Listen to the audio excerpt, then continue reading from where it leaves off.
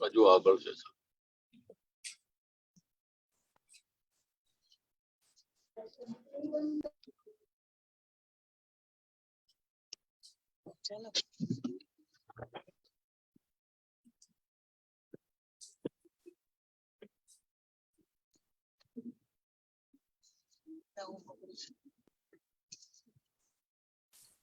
Loud and lane છે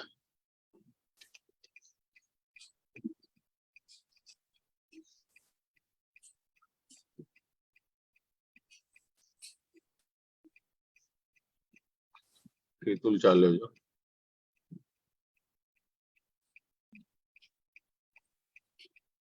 cloud મોર park welcome આવી ગયા આપણે ચલો આપણને જવા નથી દેતા લોકો Please make sure your audio is muted, everyone. Jai Shri Krishna.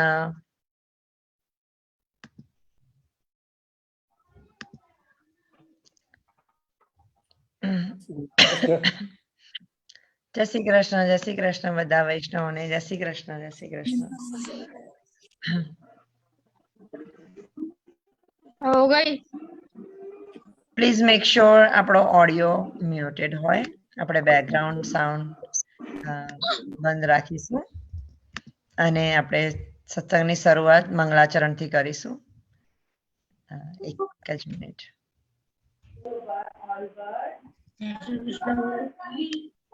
जय श्री कृष्ण. જય શ્રી કૃષ્ણ. जय श्री कृष्ण. જય શ્રી કૃષ્ણ. બધા વૈષ્ણવને જય શ્રી કૃષ્ણ. जय श्री कृष्ण. जय श्री कृष्ण. જય શ્રી કૃષ્ણ.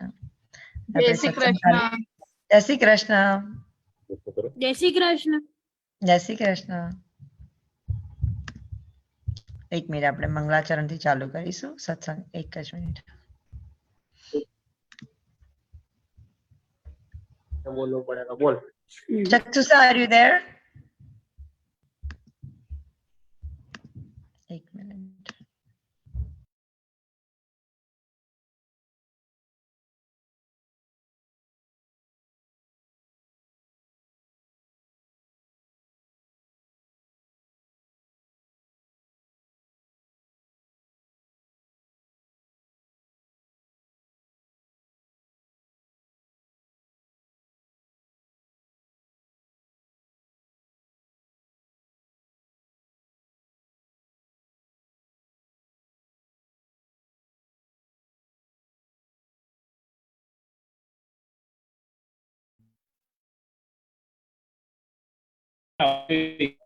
वीडियो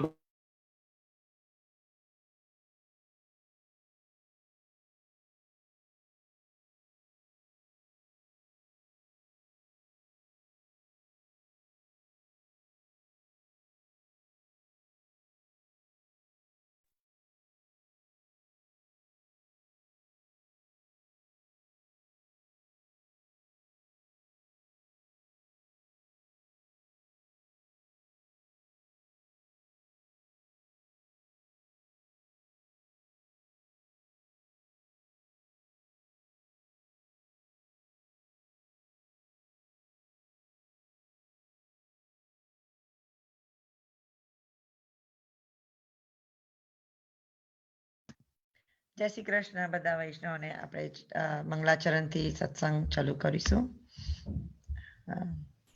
સત્સંગ મંગલાચરણ.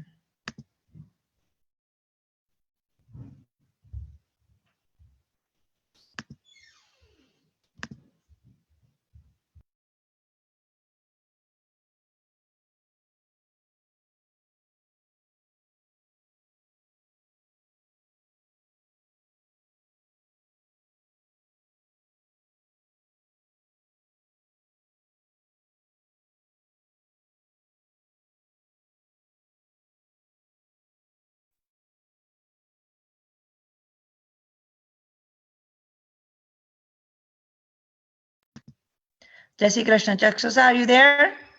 Can you sing Mangalacharan?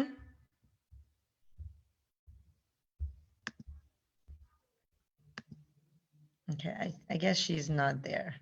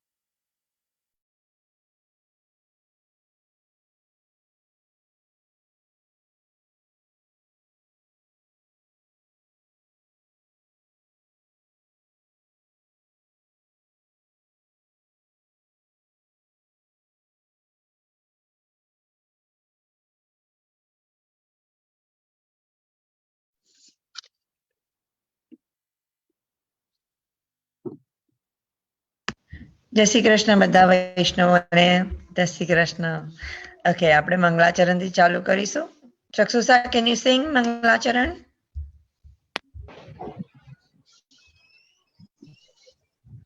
જય શ્રી કૃષ્ણ. જય Shri Krishna.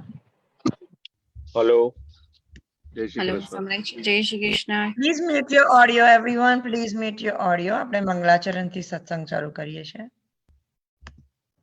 Thank you. Go હેડ ચક્ષુષા.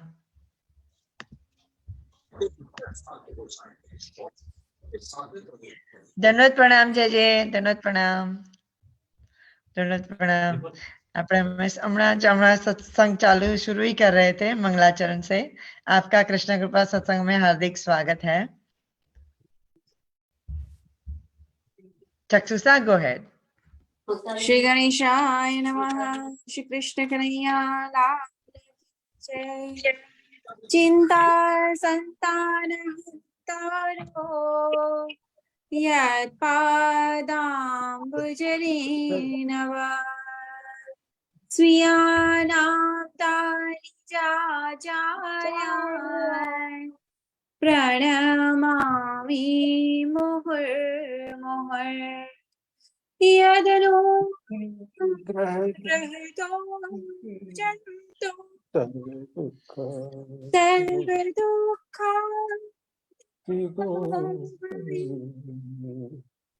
तमहं सर्वदा वन्दे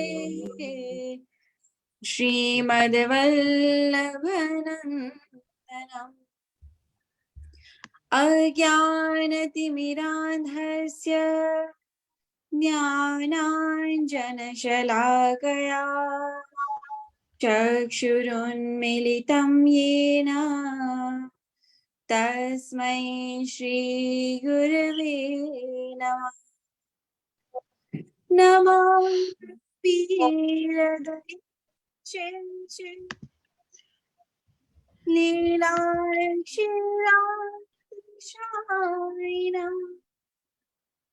लक्ष्मी सहस्रलीलाभिः सेव्यमानं कलानिधिम् चतुर्भिश्च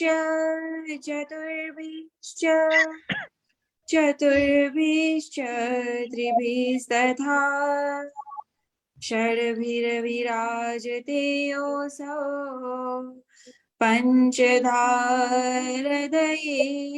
मम. श्री कृष्ण कन्हैया लाल की जय. गोवर्धन नाथ की जय. श्याम सुंदर श्री यमुनी महारानी जी की जय. श्री श्री वल्लभाधीश की. श्री वल्लभाधीश की जय. આજે આપણો સત્સંગ આપણી સાથે શ્રી 108 ગોસ્વામી શ્રી દિવ્યેશ કુમાર મહોદયજી પધાર્યા છે. તો આપશ્રીને વિનંતી છે કે અમને કૃતાર્થ કરો આપ સાથે સત્સંગ કરવાનો અને આપનો સત્સંગ ઘણા વખતથી આપણે ડિસ્કસ કરી રહ્યા હતા. ફાઇનલી એ ઘડી આવી ગઈ કે અમને તમારી સાથે સત્સંગ કરવાનો ઓલાવો મળે છે. કલ્પેશ અંકલ આપના વિશે ક્વિકલી ઇન્ટ્રોડ્યુસ કરશે, જેનાથી વૈષ્ણવોને આપની વધારે ને વધારે માહિતી મળી શકે. કલ્પેશ અંકલ, જય Shri Krishna. Are you there, Kalpesh uncle? Unmute કરજો.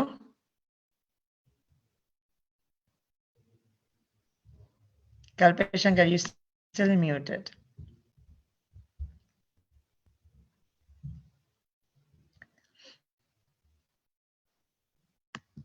Kalpesh uncle, you there?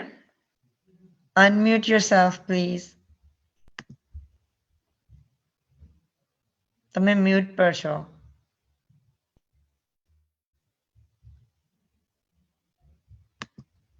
Okay. Oh, okay. Okay. શિવલ્લભાધીશ કી જય. જય શ્રી. I think બીજા બધાને મ્યુટ કરાવો. દંડવત પ્રણામ જય Yeah. Okay. Go ahead, Kalpesh uncle. वल्लभाधीश की जय. जय श्री हरि गोस्वामी श्री दिवेश महाराज श्री इंदर, ये इनके जन्म पुष्टि मार्ग प्रवर्तक श्री वल्लभाचार्य जी महाप्रभु जी के वंश में परंपरा से हुआ है. आप श्री पुष्टि मार्ग की दीक्षा एवं शिक्षा आपके पितृचरण पूज्यपाद गोस्वामी श्री 108 श्री देवकी नंदन जी महाराज से प्राप्त हुई है. आपकी पखावज वादन की शिक्षा 5 वर्ष की आयु में ही आपके पिता श्री देवकी नंदन जी महाराज श्री से के निर्देशन में प्रारंभ हुई, जो स्वयं ही शास्त्रीय संगीत जगत में बहुत ही प्रसिद्ध व्यक्ति रहे हैं. गोस्वामी दिवेश कुमार जी महाराज श्री पुष्टि मार्ग के अंतर्गत आध्यात्मिक गुरु है एवं इंदौर स्थित प्रसिद्ध श्री गोवर्धन नाथ जी मंदिर में निवास करते हैं. आपके शिष्यों की सूची में विभिन्न सरकारी अधिकारियों, चिकित्सकों, वकीलों और अन्य नामचीन हस्तियों के नाम शामिल है, जिन्हें आपने दीक्षा देकर वैष्णव जीवन प्रदान किया है. देश विदेश में महोदय श्री कई मंदिरों के आचार्य पद पर विराजमान है, जिनके परंपरागत रूप से श्री कृष्ण की सेवा एवं पूजा की जाती है. वर्तमान में भी कई स्थानों पर मंदिर निर्माणाधीन है. महाजन महाराज श्री ने विभिन्न सामाजिक एवं सांस्कृतिक महोत्सव एवं समारोह के विशिष्ट अतिथि के रूप में शिरकत की है. आपने विभिन्न स्वास्थ्य परीक्षण शिविरों, रक्तदान शिविर का उद्घाटन व दौरा करने के साथ ही विभिन्न लोक कल्याण के भी कार्य किए हैं. पूज्य महाराज श्री ने जरूरतमंदों और एवं गरीबों को सुविधा प्रदान करने के पावन उद्देश्य से गोस्वामी देवकी नंदन जी महाराज श्री चैरिटेबल ट्रस्ट का गठन किया है, जो गरीबों के इलाज एवं बालिकाओं के विवाह इत्यादि में आप सहयोग एवं योगदान देती है. मध्य प्रदेश स्थित झाबुआ जिले के आदिवासी समुदाय के उत्थान हेतु महाराज श्री के नेतृत्व में वैष्णव द्वारा कई प्रकल्प किए जा रहे हैं. वर्तमान युग में धर्म के बीज का अंकुरण करके उद्देश्य श्री महाराज श्री ने श्री वल्लभ पुष्टि रस मंडल की स्थापना की है.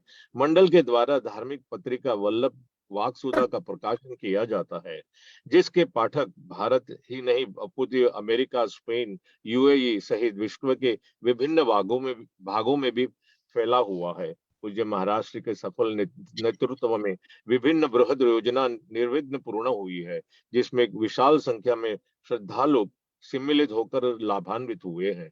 पूज्य महाराज श्री के प्रथम सबसे कम उम्र के वैष्णव आचार्य, जिन्होंने सन 1915 में संपूर्ण विश्व के वैष्णवों को एकत्रित कर 84 कोस मथुरा ब्रजमंडल की यात्रा संपूर्ण की थी.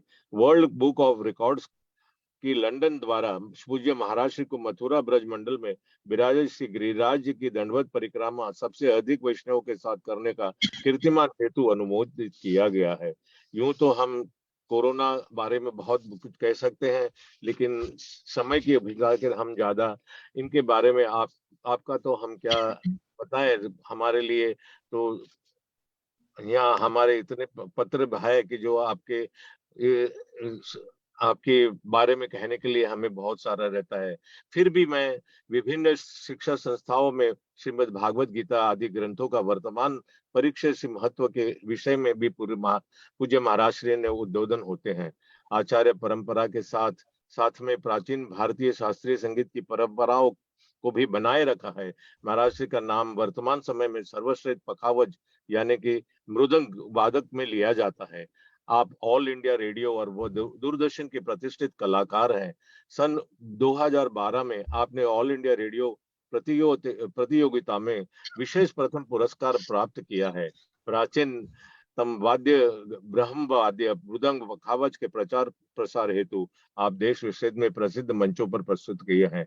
इस प्रकार आपकी इस तरह की ये आपकी प्रतिभा और आपका ये संगीत में आपका प्रतिपान मैं सबको अनुमोदित करके मैं आपके चरणों में मेरी वाणी को प्रणाम करता हूं और आपसे अभिवादन करता हूं कि आज का ये जो सुंदर विषय है उसके पर आप अपना वचनामृत देकर हमें कृतार्थ करें। बोलो श्री वल्लभाधीश की जय।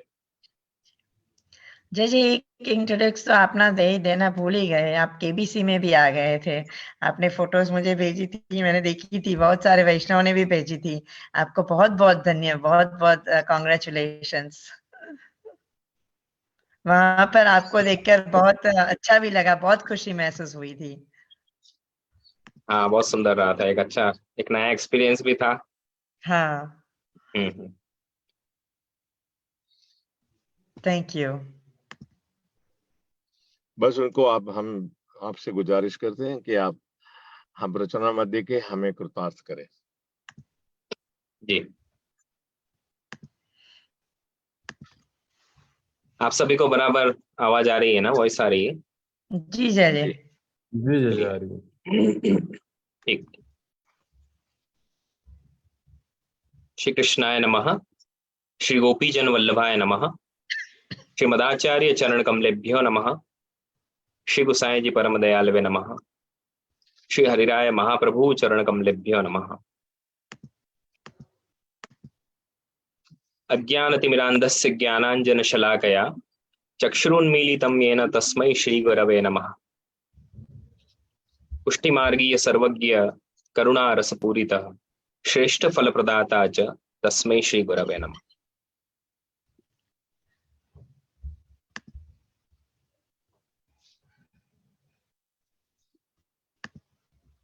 प्रिय विष्णुजनों,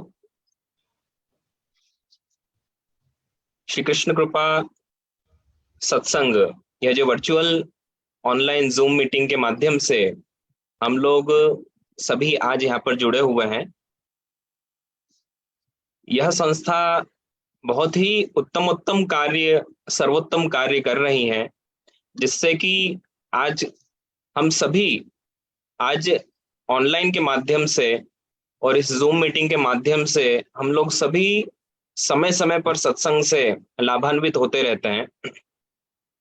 तो सर्वप्रथम तो हमारे प्रिय वैष्णव, हमारे सेजल बहन, आपका बहुत बहुत ये एक संप्रदाय के प्रति एक बहुत बड़ी आपकी सेवा है, जो सभी को आप इस प्रकार से जोड़ रहे हैं, एक कर रहे हैं, एक मंच पर आप उनको ला रहे हैं। क्योंकि आज का जो समय है वह एक ऐसा हो गया है कि जब हम लोग ऑफलाइन सत्संग होते हैं, जब पांडालों में कथा आदि प्रवचन आदि क्रम होते हैं, वचनामृत होते हैं, तो वहां पर अधिकतम यह देखने में आता है कि बड़ी उम्र के जो वैष्णवजन हैं वही वहां पर एकत्रित होते हैं। अब उसमें बहुत से कारण भी हो सकते हैं, किंतु यह जो ऑनलाइन जो आप जिस माध्यम से यह सत्संग करवा रहे हैं, समय समय पर विभिन्न आचार्य, सुंदर सुंदर वैष्णव, शास्त्री जी आदि आपके माध्यम से नए नए विषयों को लेकर आते हैं, जिससे सभी लाभान्वित होते हैं और उनका पुष्टि मार्गीय स्वमार्गीय जो ज्ञान है उसमें भी वृद्धि होती है। तो बहुत समय से आपका यह चल रहा था। मुझे कई बार आपने विनंती भी करी, लेकिन पूर्व आयोजन कुछ होने से यहाँ उपस्थित नहीं हो पाए। तो बहुत समय बाद आज फाइनली यहाँ पर हम लोग आज श्री कृष्ण कृपा सत्संग में यहाँ पर सत्संग का लाभ ले रहे हैं, आनंद ले रहे हैं। आज वैष्णव जनों, आज का जो विषय है वह है विवेक का स्वरूप। और यह जो जगतगुरु श्रीमद् वल्लभाचार्य श्री महाप्रभु जी ने जो हम जीवों पर कृपा कर यह जो एक षोडश ग्रंथ प्रकट किए हैं, आप सभी ने नाम सुने होंगे, षोडश ग्रंथ हैं। यह षोडश ग्रंथ की रचना श्री महाप्रभु जी ने वैष्णवजनों कई ग्रंथ तो षोडश ग्रंथ में स्तुति के स्वरूप में किए हैं। जैसे आप देखें यमुनाष्टक आदि, मधुराष्टकम आदि सभी स्तुति की है। कई ग्रंथ आप श्री ने आचार्य स्वरूप से प्रकट किए हैं कि आप साक्षात पूर्ण पुरुषोत्तम के स्वरूप हैं, और वही आप श्री वस्तुतः कृष्ण है, वह साक्षात कृष्ण स्वरूप ही। हम वैष्णवों के लिए, हमारे लिए तो कृष्ण में और श्री महाप्रभु जी में कोई भेद नहीं है, दोनों एक ही स्वरूप है। तो कुछ ग्रंथ आपने स्तुति स्वरूप में प्रकट किए, और षोडश ग्रंथ में से कुछ ग्रंथ आचार्य स्वरूप से आपने प्रकट किए। और मुख्य तो जो अधिकतम ग्रंथ है वह तो आप श्री ने अपने वैष्णव पर कृपा करणार्थ, अपने जो निजजन है, आपके जो परम प्रिय वैष्णव हैं, उनको शिक्षा देने के लिए और उनको भक्ति के विषय में ज्ञान प्राप्त हो, इसलिए आप श्री ने बहुत से ग्रंथ प्रकट किए। तो मूल यह 16 ग्रंथ है, षोडश ग्रंथ, जैसा कि नाम से ही ज्ञात होता है कि यह 16 ग्रंथ हैं। तो 16 ग्रंथ, इन षोडश ग्रंथ में से आज हम लोग कुछ संक्षेप में सूक्ष्म रूप में विवेक धैर्य आश्रय अंतर्गत विवेक के स्वरूप को हम लोग समझने के लिए यहाँ एकत्रित हुए हैं। अब देखिए वैष्णवजनों, संसार है, भोगलोक है, हम लोगों ने यहाँ पर जन्म लिया है, तो निश्चित तौर पर हम सभी के जीवन में कुछ ना कुछ समस्याएं होती हैं। हम सभी कोई ना कोई समस्याओं से घिरे हुए रहते हैं। किसी को किसी विषय की चिंता है, किसी को किसी विषय की चिंता है, सबको अलग अलग चिंता, टेंशन आदि सभी जीवन में है। हम लोग कई बार प्रयास करते हैं, उनका सॉल्यूशन ढूंढने का प्रयास करते हैं। हम लोग जब आगे बढ़ते हैं, स्टार्टअप आप लोग शुरू करते हैं, नया बिजनेस शुरू करते हैं, कहीं जॉब कर रहे हैं, कुछ भी कर रहे हैं, तो उसमें भी कितने प्रकार के विघ्न हमारे जीवन में उपस्थित होते हैं।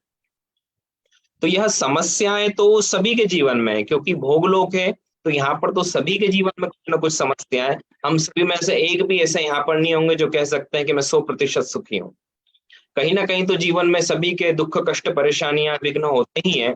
लेकिन जो ठाकुर जी के कृपापार्थ वैष्णव हैं, उनको कभी भी ये बीच में आड़े नहीं आते, उनको कभी भी विघ्न उपस्थित नहीं होते, वह तो सदा आनंद में और प्रसन्नता में ही रहते हैं।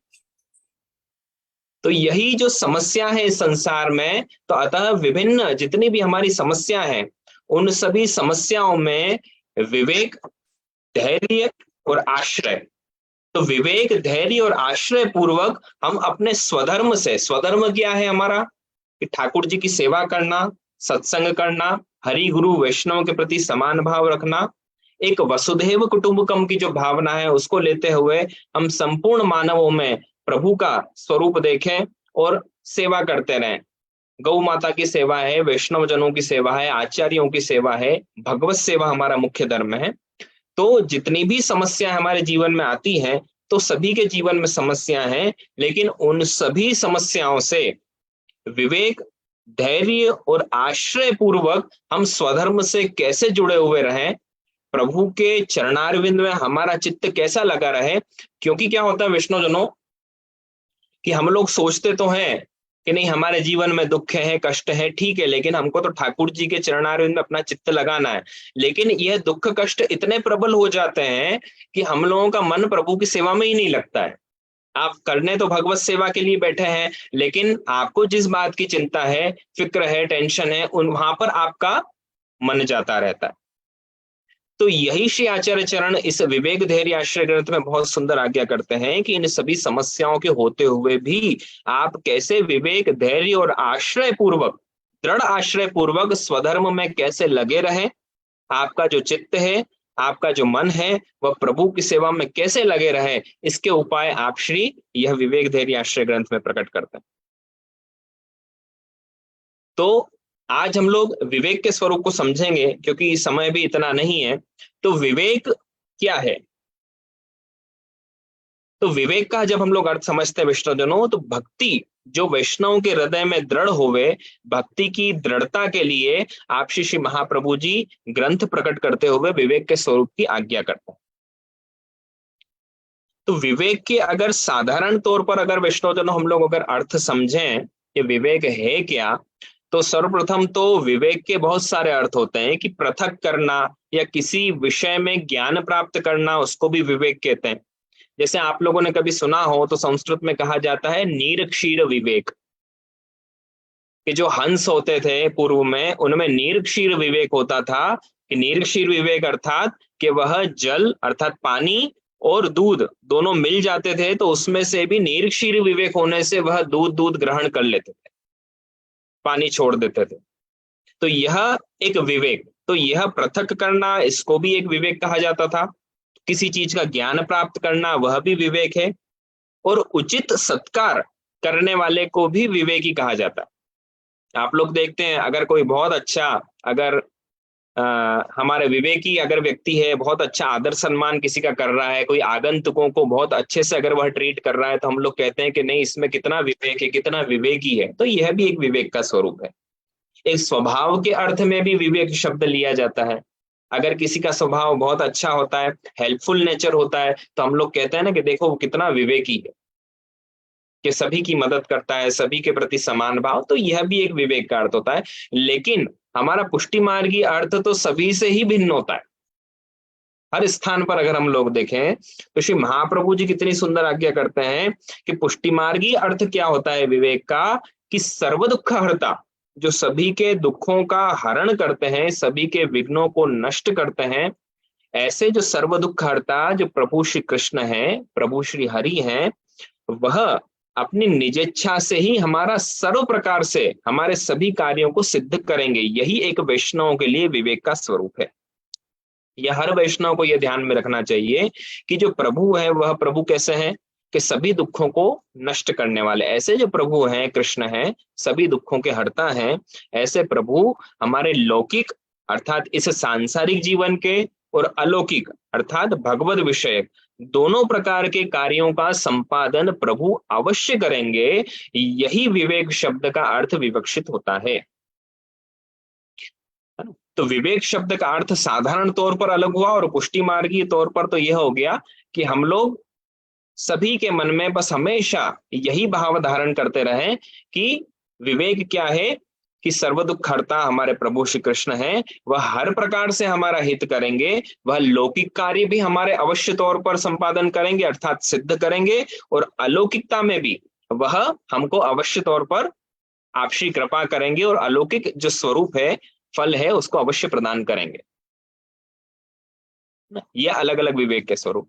तो श्री महाप्रभु जी बहुत सुंदर आज्ञा करते हैं, और आप विवेक का सूक्ष्म निरूपण करके इसको 9 प्रकार के बताते हैं। विवेक कितने प्रकार के, आप श्री कितने प्रकार बताते हैं? 9 प्रकार के विवेक बताते हैं। तो आप श्री सर्वप्रथम ग्रंथ जो प्रारंभ होता है वहां आप आज्ञा करते हैं कि विवेक धैर्य सततम रक्षणीय तथा श्रेय। इतनी सुंदर आप आज्ञा कर रहे हैं कि विवेक धैर्य सततम मतलब विवेक, धैर्य और आश्रय, इन तीनों का सतत रक्षण करने का प्रयत्न करना चाहिए हर वैष्णव जनों।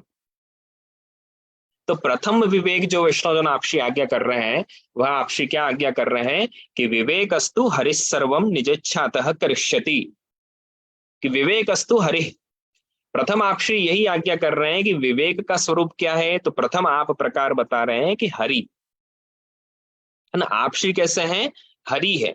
हरि अर्थात भगवान का, हम लोगों को हरि अर्थात कौन होते हैं कि दुख और कष्टों का जो हरण करते हैं उसको कहा जाता है हरि। प्रभु के अलग अलग नाम है ना। जैसी प्रभु की लीला है तदनुरूप आपका नाम है। देखो आप दामोदर नाम पड़ गया, दाम अर्थात रस्सी और उदर अर्थात पेट। तो जो यशोदा मैया ने जब आप श्री को, जब माखन चोरी लीला के बाद में जब आपने गोपी जनों के बहुत उल्हाने जब सुने, तब आपने जब दामोदर कैसे बन गए कि जब यशोदा जी ने रस्सी को ठाकुर जी के उदर पर अर्थात पेट पर जब बांध दिया, तो ऐसे जो सुंदर स्वरूप के दर्शन हुए कि जो अपने भक्तों के वश में बंध गए, तो इसलिए उनको क्या कह दिया? दामोदर। छोटे स्वरूप की बाल लीला है तो बाल कृष्ण हो गए वह, है ना। हरि दुखम कष्टम हरति इति हरि, दुख और कष्टों का जो हरण करे उसको हरि कहा जाता है। ऐसे अलग अलग प्रभु के लीलाओं के अनुसार नाम है। तो पहला विवेक है कि हमको यह ध्यान रखना चाहिए कि प्रत्येक विषय में भगवान का कर्तृत्व जानना चाहिए। भगवान का कर्तृत्व जानना चाहिए अर्थात क्या, कि जो हमारे जीवन में हो रहा है वह सब प्रभु ही कर रहे हैं, यह आप श्री की लीला है। हमेशा अगर यह सोचकर हम लोग चलेंगे कि तथैव तस्य लीला, ये प्रभु की लीला है, इसलिए हम लोगों को निश्चिंत रहना चाहिए। हम लोगों को एकमात्र ध्यान अपने भगवत सेवा पर लगाकर रखना चाहिए। हमारे वैष्णवी जीवन का क्या उद्देश्य होना चाहिए, इसको हम लोगों को सोचकर अपने जीवन को आगे बढ़ाना चाहिए, निर्वाह करना चाहिए। तो भगवान का कर्तृत्व जानना चाहिए। भगवान प्रभु हरि, जैसा आपको अभी बताया, तो सभी दुखों को हरते हैं और सभी कार्य श्री हरि प्रभु ही हमारा करेंगे। तो योग और क्षेम, इन दोनों की चिंता कभी भी वैष्णवों को, जीवों को, भक्तों को नहीं करना चाहिए, क्योंकि योग और क्षेम जो है श्रीमद् भागवत जी अनुसार, गीता जी अनुसार कि अनन्याश्चिन्तयन्तो माम ये जनाः पर्युपासते तेषां नित्याभियुक्तानां योग क्षेम वहाम्यहम्। कि योग और क्षेम जो है उसकी चिंता कभी भी एक जीव नहीं करता है। क्यों नहीं करता है? क्योंकि योग और क्षेम अर्थात यह सब ठाकुर जी ही हम भक्तों के सिद्ध करेंगे। योग किसको कहा जाता है? अप्राप्त वस्तुओं की प्राप्ति करना, जो आपके पास नहीं है उसको प्राप्त करना, वह होता है योग। और गीता जी अनुसार क्षेम अर्थात जो आपके पास में है, जो प्राप्त है, उसकी रक्षा करना, इसको कहते हैं क्षेम। दो ही चीजों के लिए तो आज हम लोग सब लगे हुए हैं, है ना, रात दिन दौड़ रहे हैं। क्यों? जो नहीं है उसको प्राप्त करने के लिए भाग रहे हैं और जो है उसकी रक्षा कर रहे हैं। यही तो है सभी के जीवन में। ये तीसरी चीज कौन सी? जो नहीं है उसको प्राप्त करने की कोशिश करना, वह योग। और जो है उसको आप अगर रक्षा कर रहे हो उसकी, तो उसको कहते हैं क्षेम। तो योग क्षेम वहाम्यम, ठाकुर जी आज्ञा करते हैं गीता जी में कि ये जनाः पर्युपासते अनन्याश्चिन्तयन्तो माम, जो मुझ में अनन्य चित्त वाला है, जो हमेशा मेरा ही चिंतन करता रहता है, ये जनाः पर्युपासते तेषां नित्याभियुक्तानां, उनके योग और क्षेम का वहन में करता हूं, वहाम्यहम्। तो हम लोगों को किसी प्रकार की चिंता नहीं करना चाहिए वैष्णवजन। हाँ, यह जरूर है, ऐसा भी नहीं होना चाहिए कि हम लोग अकर्मी हो गया, मतलब हम लोग कर्म ही नहीं करें। तो कर्तव्य जो है उनका निर्वहन तो हम लोगों को करना है, लेकिन कब करना है? तो इसके लिए आप श्री बहुत सुंदर आज्ञा करते हैं। तो क्या हम लोग यह समझ लें कि हमको जीवन में कुछ करना ही नहीं है, जो कर रहे हैं प्रभु कर ही रहे हैं सब कुछ, तो हमको जीवन में हमारा कोई कर्तव्य नहीं है? ऐसा नहीं है। हम लोगों को अपने कर्म तो करना है, लेकिन उन कर्मों को कैसे करना है? अनासक्ति पूर्वक करना है। शिक्षा पत्र के अनुसार श्री हरिराय जी आज्ञा करते हैं कि उसमें आसक्ति नहीं रखना है। आसक्ति तो एकमात्र ठाकुर जी की सेवा में और अपने प्रभु में रखना है। लेकिन अन्य जितने भी कार्य हैं वह हमने गृहस्थाश्रम स्वीकार किया है, हमारे अपना परिवार है, फैमिली है, सभी के प्रति अपने एक कर्तव्य होते हैं। वह सब कर्तव्यों का भी निर्वहन हम लोगों को करना है। तो उनको कैसे करना है? कि सर्वप्रथम ठाकुर जी की सेवा, तत्पश्चात दूसरे धर्म को पालन करना। इस प्रकार से यह एक विवेक, यह विवेक की जागृति महाप्रभु जी इस ग्रंथ में करवा रहे हैं कि वैष्णवों को विवेक कैसे उत्पन्न करना, कैसे आप लोगों को निर्धारित करना कि हमको कौन सा कार्य को प्राथमिकता देना है और किस कार्य को गौण रखना है, मतलब बाद में करना। प्रायोरिटी किस चीज को देना है और बाद में कौन से कार्य करना है, यह चीज श्री आचार्य चरण समझाने का प्रयास कर रहे हैं।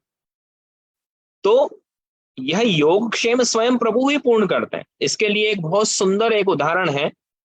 एक उड़ीसा में जगन्नाथपुरी जो है, वहां के एक बहुत ही विद्वान एक आचार्य थे, या बहुत विद्वान एक पंडित थे।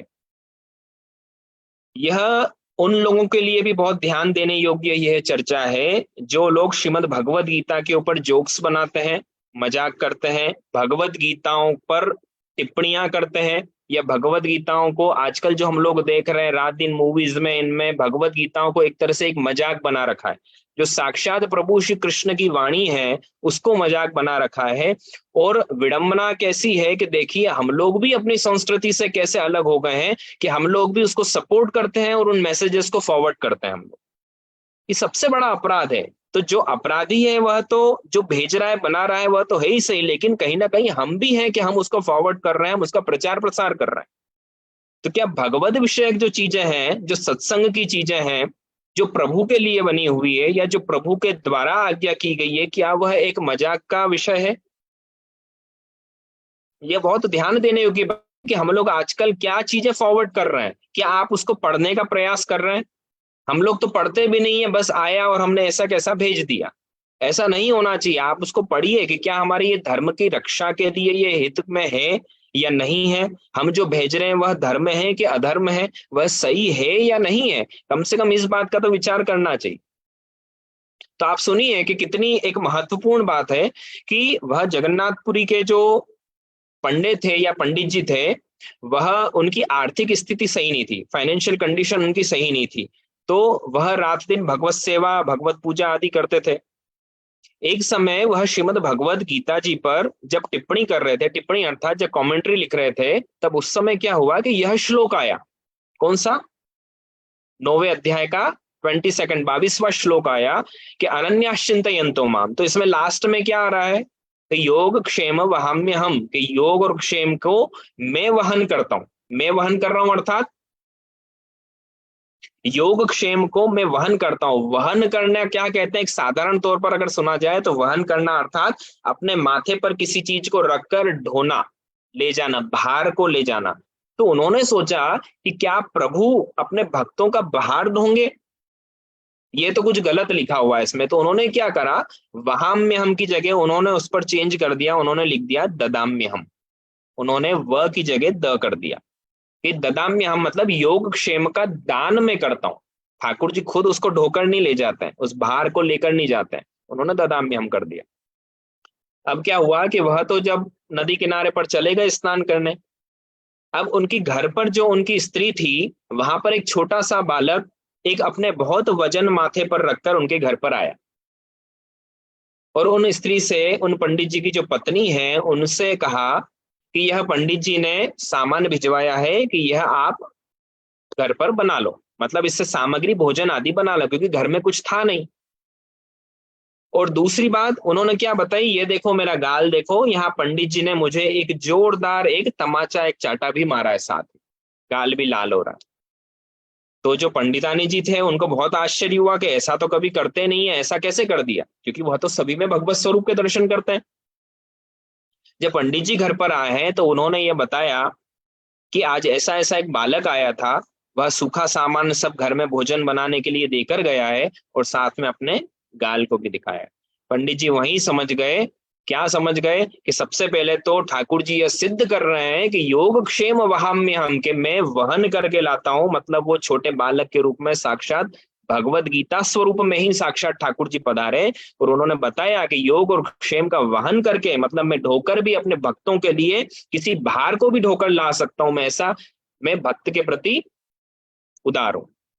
और दूसरा चाटा इसलिए बताया कि वह समझ गए कि श्रीमद् भगवद गीता में एक अक्षर का भी परिवर्तन करना अर्थात इतना बड़ा अपराध है कि ठाकुर जी को आघात पहुंचाओ ऐसा। तो यह समझने योग्य विषय है वैष्णवजनों, है ना। तो योग और क्षेम वहाम्य हम, ये योग और क्षेम का वहन साक्षात प्रभु करते हैं। यह विश्वास हम लोगों को रखना, यह प्रथम विवेक है, यही विवेक का स्वरूप। द्वितीय विवेक क्या है? विवेकस्तु हरिसर्वम निजेच्छातः करिष्यति। निजेच्छातः करिष्यति अर्थात प्रभु अपनी निजेच्छा से सब करेंगे। ये एक भक्तों को निश्चिंत हो जाना चाहिए कि निजेच्छातः करिष्यति, यह दूसरा विवेक है। इसलिए कभी भी अपने प्रभु से, एक पुष्टि मार्गी जीव कभी भी प्रार्थना नहीं करता, कभी भी अपने प्रभु से प्रार्थना नहीं करना चाहिए, कभी याचना नहीं करना चाहिए। याचना अर्थात कभी उनसे कुछ मांगना नहीं चाहिए। श्री महाप्रभु जी इसलिए आज्ञा कर रहे हैं कि निजेच्छातः करिष्यति, कि प्रभु को जो करना है वह अपनी इच्छा से अवश्य करेंगे। अब हमको मन में यह शंका हो जाती है कि जब हम लोग प्रार्थना नहीं करेंगे तो प्रभु हमारी इच्छाओं को कैसे पूर्ण करेंगे?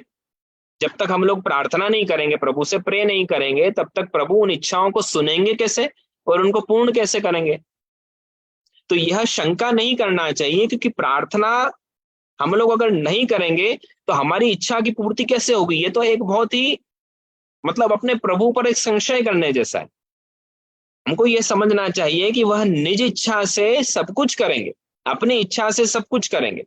वे जानते हैं, क्योंकि अंतर्यामी स्वरूप से वैष्णवजनों प्रभु हमारे हृदय में विराजमान है। अंतर्यामी स्वरूप से वह परब्रह्म पूर्ण पुरुषोत्तम आपके हृदय में विराजमान है, तो वह आपकी घट घट की जानता है। कि मेरे भक्त की क्या इच्छा है, उसका हित किस में है, मैं उसको क्या प्रदान करूं, यह घट घट की प्रभु जानते हैं। हमको प्रार्थना नहीं करनी। अब देखो कितनी सुंदर बात है, हमारे आचार्य निजेच्छातः करिष्यति आ रहा है ना, तो निजेच्छा के भी दो अर्थ करते हैं, दो प्रकार बताते हैं। निजेच्छा कैसी हुई? प्रथम प्रकार तो यह हुआ कि भक्त की इच्छा है ना। अब भक्त की इच्छा अगर विकार युक्त होती है, विकार युक्त मतलब क्या? अगर भक्त मात्र उसकी इच्छा यही है कि वह संसार को प्राप्त करे, इस लौकिक विषय वासनाओं को प्राप्त करे, तो इसको क्या कहा गया कि विकार युक्त अगर उसकी इच्छा है, उसकी भावना है, तो प्रभु ऐसी इच्छाओं को भक्तों की कभी भी पूर्ण नहीं करेंगे, कदापि नहीं करेंगे। क्योंकि प्रभु जानते हैं कि अगर मैं इसकी इच्छा की पूर्ति कर दूंगा तो आगे जाकर यही इच्छा जो इसको आज सुख दे रही है, वह आगे जाके इसको दुख में परिवर्तित हो जाएगी और इसको दुख देंगी। तो कभी भी प्रभु सांसारिक इच्छाओं की पूर्ति नहीं करेंगे। जो आपकी अगर गलत इच्छा है, विकार युक्त अगर इच्छा है, संसार में आसक्तियों को अगर बढ़ाने वाली इच्छा है, तो वह कभी इच्छा प्रभु पूर्ण नहीं करेंगे। अपितु स्वयं की इच्छा से आप सब कुछ करते हैं। और द्वितीय प्रकार क्या है कि अगर भक्त की इच्छा भगवद विषयक है, कि वह ठाकुर जी में प्राप्ति कराने वाली इच्छा है, ठाकुर जी के प्रति प्रेम कराने वाली इच्छा है, वैष्णवों के प्रति प्रेम कराने वाली इच्छा है, अपने आचार्य गुरु के प्रति दृढ़ विश्वास वाली अगर इच्छा है, अगर इस प्रकार से अगर भगवद विषयक अगर उसकी इच्छा है, अगर भक्त की इस प्रकार से अविकृत, जिसको कहते हैं कि जो विकार वाली नहीं है, विकृत नहीं, जो अविकृत इस प्रकार की अगर इच्छा होंगी, तो भक्त इच्छा पूरक होने से ठाकुर जी उन इच्छाओं को निश्चित तौर पर पूर्ण करेंगे और करते ही हैं, हमेशा करेंगे। यह दो प्रकार हुआ, इसलिए हमको कभी भी प्रार्थना नहीं करना चाहिए। तो ठाकुर जी हमेशा हमारी इच्छा पूरी करेंगे। या निजेच्छातः करिष्यति, ये द्वितीय विवेक है कि ठाकुर जी हमेशा अपने प्रियजनों की, अपने वैष्णव की इच्छाओं को पूर्ण करेंगे। ये दूसरा विवेक। अब आगे हम लोग बढ़ते हैं वैष्णव जनों। तृतीय विवेक क्या है कि प्रार्थित एवं ततः किम स्यात् स्वाम्यभिप्राय संशयात्। ये तीसरा विवेक। तीसरा विवेक क्या हुआ कि कोई भी वस्तु प्राप्त करने के लिए प्रार्थना नहीं करना। ये हमने द्वितीय विवेक में सुना। अब प्रार्थना क्यों नहीं करना, प्रार्थना क्यों नहीं करना, उसका कारण आपसे आज्ञा कर रहे हैं कि प्रार्थित एवं ततः किम स्यात्, कि प्रार्थना करने से क्या होगा। प्रार्थना करने से तो धर्म की ही हानि होती है, हमारा वैष्णव धर्म का नाश होता है, हमारा वैष्णव धर्म का पर हानि होती है। इसलिए प्रार्थना कभी नहीं करना। प्रभु जिस प्रकार रख रहे हैं हमको, प्रभु जिस प्रकार से हमको रखना चाह रहे हैं, वही परिस्थिति हमारे जीवन में निर्मित होती है। यह हमेशा सोचकर चलना चाहिए, आपको कभी भी दुख कष्ट नहीं होगा। फिर ठाकुर जी ने जो सोचा है वह मेरे हित में सोचा है। हम बोलते हैं ना, प्रभु जे करशे ते मम हितनु है, दृढ़ निश्चय बदलाए, कि ठाकुर जी जो कर रहे हैं वह मेरे हित में कर रहे हैं, ये दृढ़ निश्चय रख लेना। इसका नाम विवेक। कि जैसी परिस्थिति हमारे जीवन में बन रही है, जैसे आज हम लोग हैं, जो हमारे जीवन में हो रहा है, यह सब भगवत इच्छा से ही हो रहा है। यह विवेक। क्योंकि स्वाम्यभिप्राय संशयात, अगर आप प्रार्थना करते हो तो स्वाम्यभिप्राय संशयात, आप अपने स्वामी के अभिप्राय पे संशय कर रहे हो। अगर आप प्रार्थना कर रहे हो, इसका मतलब आप ठाकुर जी पे अभिप्राय पे, ठाकुर जी पर संशय कर रहे हो। हमको संशय करना ही नहीं, हम वैष्णव हैं, तो जो मेरे जीवन में हो रहा है वो हमेशा अच्छा ही हो रहा है। प्रभु जो कर रहे हैं वह मेरे हित में ही कर रहे हैं, यह बात धारण कर लेना चाहिए, संतुष्ट हो जाना चाहिए। यही विवेक की आपसे आज्ञा कर। क्योंकि हम लोग स्वामी के अभिप्राय को नहीं जानते, हम लोग भगवत विज्ञान को नहीं जानते हैं कि ठाकुर जी ने मेरे लिए क्या सोचा है। ठाकुर जी ने जो सोचा है बहुत अच्छा ही सोचा है, लेकिन हम लोग क्या कर रहे हैं कि हम लोग यह जानते हैं कि मेरी इच्छा और प्रभु की इच्छा दोनों अलग अलग होंगी। हम लोग अपनी इच्छाओं को अगर प्रभु की इच्छा से अलग करते हैं तो यह भी एक प्रकार का प्रभु को परिश्रम देना है, यह भी एक प्रकार का अपराध है। प्रभु ने हमारे लिए सब सोच रखा है, बहुत अच्छा सोचा है, इसलिए कभी भी हम लोगों को इस प्रकार से प्रार्थना नहीं करना चाहिए। क्योंकि प्रार्थना करना अर्थात स्वामी अभिप्राय संशयात, कि अपने स्वामी पर के अभिप्राय में हम संशय उत्पन्न होता है। तो वैष्णव को विवेक पूर्वक हमेशा यही विचारना चाहिए कि प्रभु की अगर भक्त को कुछ देने की इच्छा होगी तो वह बिना प्रार्थना के भी उसको निश्चित तौर पर दे देंगे, और अगर उनकी भक्त को देने की इच्छा नहीं होगी तो प्रार्थना करने के बाद भी प्रभु उस वस्तु को उस जीव को नहीं देंगे। ये बात हम लोगों को ध्यान में रख लेना चाहिए। इसलिए प्रार्थना करने से क्या होगा, जो प्रभु की इच्छा है वही जब हमारे जीवन में होगा तो प्रार्थना करना या नहीं करना एक समान हो गया। इसलिए कभी भी जीवन में हम लोगों को प्रार्थना नहीं करना चाहिए। हमेशा हम लोगों को यही ध्यान करना चाहिए कि जो हमारे जीवन में हो रहा है वह प्रभु की कृपा से हो रहा है, इसलिए कभी भी प्रार्थना नहीं करना चाहिए। आप देखिए, एक वार्ता जी प्राप्त होती है। एक बहुत सुंदर ब्राह्मण वैष्णव थे, उनको कोढ़ हो गया था, कोढ़ की बीमारी हो गई थी। तो वो रोज श्रीनाथ जी से विनंती करते थे कि मेरा कोढ़ ठीक हो जाए, कोढ़ ठीक हो जाए, मैं स्वस्थ हो जाऊं, है ना, उनको बीमारी थी। तो एक दिन श्रीनाथ जी ने गुसाई जी से आज्ञा करी कि वाह जीव मुझे रोज परेशान करता है, रोज वह कहता है कि मेरा कोढ़ ठीक हो जाए, तो क्या मैं वैद्य हूं? तुम उसका कोढ़ ठीक करो। वह रोज मुझे परिश्रम देता है प्रार्थना कर करके कि मेरा कोढ़ ठीक करो। तो गुसाई जी ने उन वैष्णवों को आज्ञा की कि दूसरे वैष्णव के यहाँ पर जाओ और वह वैष्णव की झूठन प्रसादी अगर ले लोगे, या फिर एक वार्ता ये भी आती है कि उन वैष्णव के दर्शन कर लोगे तो तुम्हारा कोढ़ दूर हो जाएगा। ऐसे अपने यहाँ पर स्वरूप। तो गुसाई जी, श्री महाप्रभु जी, श्री ठाकुर जी घट घट की हमारी जानते हैं, इसलिए कभी भी जीव को प्रार्थना नहीं करनी, इससे ठाकुर जी को श्रम होता है। श्रीनाथ जी ने स्वयं श्री गुसाई जी को आज्ञा करी कि मुझे श्रम होता है, यह नित्य प्रतिदिन यह मुझे प्रार्थना करते रहते हैं कि मेरा कोढ़ दूर हो और मैं स्वस्थ हो जाऊं। तो इसलिए कभी भी वैष्णवजनों प्रार्थना नहीं करनी, ठाकुर जी को परिश्रम होता है। वह तो अंतर्यामी स्वरूप से आपके हृदय में विराजे हैं, तो वह सब कुछ जानते हैं। और देखो, प्रार्थना करने से तो हो सकता है वही प्राप्त होगा कि जो मांग रहे हो, लेकिन ठाकुर जी ने तो आपके लिए बहुत कुछ सोच रखा है, बहुत आगे तक की सोच रखी है, इसलिए प्रार्थना नहीं करना। अब चतुर्थ विवेक पर आते हैं। चतुर्थ विवेक यह है, चौथे विवेक में आप श्री बहुत सुंदर आज्ञा कर रहे हैं कि हमको इस बात पर विश्वास रखना कि असाध्य वस्तु भी यदि ठाकुर जी देना चाहेंगे, सर्वत्र तस्य सर्वम ही सर्व सामर्थ्य में वचा। ठाकुर जी कैसे हैं कि हमको कोई भी प्रकार की कैसी भी वस्तु ठाकुर जी अगर देना चाहेंगे तो अवश्य तौर पर हम लोगों को प्रदान कर देंगे। अब देखो आप, कई बार क्या होता है कि हम लोगों के लिए बहुत सी वस्तु असाध्य होती है। असाध्य मतलब जिनको आप कभी प्राप्त नहीं कर सकते हो, या जिनको प्राप्त करना कठिन है, दुर्लभ होती है, जो इम्पॉसिबल है जिन वस्तुओं को प्राप्त करना, ऐसी बहुत सारी चीजें होती हैं। लेकिन ठाकुर जी को तो सर्वत्र तस्य सर्वम ही, कि सर्व वस्तु सुलभ है। इष्ट वस्तु तत्काल देना उनके लिए सरल और सहज है। ठाकुर जी जब सोच लें कि मुझे इस वैष्णव को ये प्रदान करना है, तब आप सोच सकते हो, आप विचार कर सकते हो कि कोई उनको रोक सकता है? ठाकुर जी जीव को जब जो देना चाहे वो प्रभु उनको प्रदान निश्चित तौर पर कर देते हैं। उनके लिए कुछ भी दुर्लभ नहीं है, सब सुलभ है। आप देखो चतुश्लोकी, प्रभु सर्वसमर्थो ही ततो निश्चिंतताम प्रजेत। प्रभु सर्व सामर्थ्यवान है, करतुम अकर्तुम और अन्यथा करतुम सर्व वस्तु प्रदान जीव को प्रभु कर देंगे। लेकिन बात होती है विश्वास की। कई बार हमारा विश्वास डगमगा जाता है, जरा सी दुख कष्ट परेशानियां आती हैं कि हमारा जो विश्वास है अपने प्रभु के प्रति वह हमारा डगमगा जाता है। विश्वास दृढ़ रखना।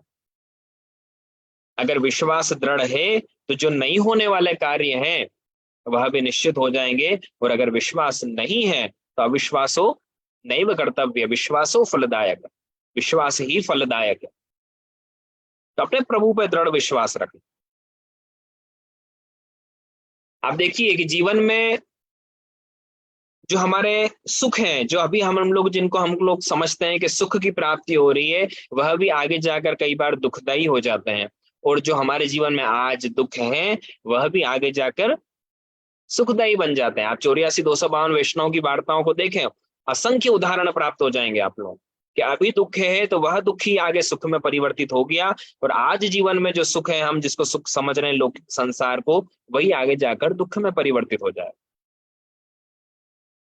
आप देखो इसमें सुदामा भक्त उनका प्रसंग ही देख लो आप कि ठाकुर जी जीव को जब जो देना चाहे वो सर्व प्रदान कर देंगे प्रभु। उनके लिए क्या कमी है, किस बात की चिंता। ठाकुर जी ने जब सोच लिया कि प्रदान करना है तो सब प्रदान कर लेंगे। आता है ना वर्णन, इंद्र को वैभव विप्र सुदामा दीनो, कि संपूर्ण इंद्र का वैभव सुदामा जी को प्रदान कर दिया। ये तो सभी को ज्ञात ही है प्रसंग, इस विषय में अधिक चर्चा की आवश्यकता नहीं है। तो ऐसे मनुष्य को कष्ट कब होता है कि जब वह जो इच्छित उसकी मतलब जो इच्छाएं हैं उसकी, वह इच्छाओं का जब पूर्ति नहीं होती है, जब अभाव हो जाता है, तब उसको कष्ट होने लगता है। तो प्रभु सर्व सामर्थ्य में वच, हम उस ठाकुर जी की शरण में वैष्णव जनों कभी भी हम लोगों को अविश्वास नहीं होना चाहिए, क्योंकि हम ऐसे सर्व सामर्थ्य प्रभु की शरण में है। और हमारे गुरु कैसे हैं, पुष्टि मार्गी सर्वज्ञ करुणा रस पूरिता श्रेष्ठ फल प्रदाता च तस्मै श्री गुरवे नमः। लोग तो गुरु की इच्छा, गुरु के लिए भटकते हैं वैष्णव जनों, लेकिन अच्छे गुरु उनको प्राप्त नहीं होते हैं। लेकिन हम तो कितने सौभाग्यशाली हैं कि महाप्रभु जी जैसे गुरु हमको प्राप्त हुए हैं, कि जिन्होंने साक्षात श्रेष्ठ फल प्रदाता च, जो कैसे हैं, अदे दान दक्ष है, कि जो दान देने का किसी में सामर्थ्य नहीं है, ऐसा दान महाप्रभु जी हम जीवों को प्रदान कर देते हैं। वो श्रेष्ठ फल प्रदाता च, सर्वश्रेष्ठ फल आप श्री ने प्रदान किए, साधारण फल प्रदान नहीं किए। छोटे मोटे फल तो हर कोई प्रदान कर देता है, लेकिन सर्वश्रेष्ठ फल आप श्री ने प्रदान किया। सर्वश्रेष्ठ फल क्या है, फलम तत्प्राकट्यम। श्री महाप्रभु जी आज्ञा कर रहे हैं कि श्रीनाथ जी का प्राकट्य श्री कृष्ण को आपने हमारी गोद में पधरा दी है, इससे बड़ा हम वैष्णव के लिए फल क्या हो सकता है। और कौन सा फल हो सकता है जीवन में जो प्रभु से बड़ा हो। साक्षात प्रभु की प्राप्ति हम लोगों को करा दी है, इससे बड़ा और क्या कोई फल हो सकता है। और उनकी प्राप्ति कोई करा सकता है जीवन में श्री महाप्रभु जी के सिवाय। ऐसे हमारे गुरुदेव हैं, तो हम लोगों को तो धन्य भाग्य हमारे, आता है ना, धन्य भाग्य हमारे प्रगट श्री विठ्ठल नाथ हमारे। ऐसे श्री महाप्रभु जी गोसाई जी का जो प्राकट्य से जीवन इस भूतल पर हुआ हम देवी जीवों के लिए, तो ये हमारे लिए एक बहुत ही सौभाग्य का विषय है कि ऐसे गुरुदेव प्राप्त हुए कि अब कोई चिंता की आवश्यकता ही नहीं बची, क्योंकि प्रभु सर्वसमर्थ हुई ततो निश्चिंतताम व्रजेत। हम लोगों को निश्चिंत हो जाना चाहिए कि प्रभु सर्व कार्य हमारे निश्चित पूर्ण करेंगे, लौकिक भी पूर्ण करेंगे और अलौकिक भी पूर्ण करेंगे। कोई पदार्थ दुर्लभ नहीं है प्रभु के लिए, वह जब चाहे जीव को जो चाहे वह प्रदान कर देते हैं। लेकिन जब जीव को प्राप्त हो जाता है तब वह उसमें एक अभिमान जागृत हो जाता है। क्या जागृत हो जाता है कि यह तो मैंने मेरे पुरुषार्थ से प्राप्त किया, मैंने मेहनत की है तो ये मुझे प्राप्त हुआ है, ये मैंने ऐसा किया तो मुझे प्राप्त हुआ। ये मैं जो प्राप्त हो जाता है ना, अहम भाव, अभिमान जागृत हो जाता है। ये अभिमान जागृत नहीं करना, हमको मात्र अपने कर्तव्य करना है। प्रभु निश्चित तौर पर फल प्रदान करेंगे, और जो हमको प्राप्त हुआ है उसमें भी हमेशा यही हमारा विचार होना चाहिए कि यह सब साक्षात प्रभु की कृपा है जो मुझे प्राप्त हुआ। आप देखो, जब सुदामा जी को संपूर्ण वैभव की प्राप्ति हो गई थी, तब घर पर जाकर उन्होंने अपनी पत्नी सुशीला से क्या कहा कि इनको सबको अपना मत समझना कभी भी, या जो भी कुछ प्राप्त हुआ है यह श्री ठाकुर जी ने, प्रभु कृष्ण ने प्रदान किया है, और यह प्रदान इसलिए किया है क्योंकि हम उनकी सेवा में ही इसको लगाएं, तभी इस धन की भी सार्थकता है। बड़ा घर ले लिया लेकिन भगवत सेवा नहीं विराज रही है तो क्या मतलब। भगवत सेवा विराज गई तब वह घर घर नहीं रह जाएगा, फिर तो वह निकुंज हो जाता है, फिर तो वह ब्रजमंडल बन जाता है। तब तक तो वह ईंट पत्थरों का घर है, जब ठाकुर जी विराजमान हो जाते हैं तब तो वह निकुंज हो जाती। धन प्रभु ने कृपा करके हम लोगों को दिया है, अच्छा वैभव दिया है, तो वैभव युक्त ठाकुर जी के आनंद से सेवा करना, यह एक वैष्णवी जीवन और एक अन्य साधारण व्यक्तियों के जीवन में अंतर हो जाता है। एक वैष्णव का जीवन साधारण व्यक्तियों जैसा नहीं होता है, बहुत अलग है उसका जीवन। तो हमको जो भी प्राप्त हुआ है उसमें भी यही प्रयास करना चाहिए कि अधिकाधिक हम अपने प्रभु को लाड़ लड़ा सके। यह एक वैष्णव का कर्तव्य होना चाहिए। तो इसीलिए कभी भी किसी बात की प्रभु से याचना नहीं करना, कभी प्रभु से प्रार्थना नहीं करना, मांग नहीं करना। अब पांचवा विवेक आता है कि जो अभिमान आ जाता है जीव को, यह अभिमान नहीं आना चाहिए। श्री महाप्रभु जी आज्ञा कर रहे हैं पंचम विवेक के अभिमानस्तु संत्याज्य स्वाम्य दीनत्व भावनात्, कि अभिमान का त्याग कर देना चाहिए। अभिमान कभी भी नहीं करना चाहिए, क्योंकि अभिमान क्यों करें हम? जब आपने निवेदन कर लिया है, आप जब निवेदित हो गए हो, अर्थात आपने ब्रह्म संबंध जब ले लिया है, तो ब्रह्म संबंध करते समय आपने सब कुछ तो अपने प्रभु को सौंप दिया।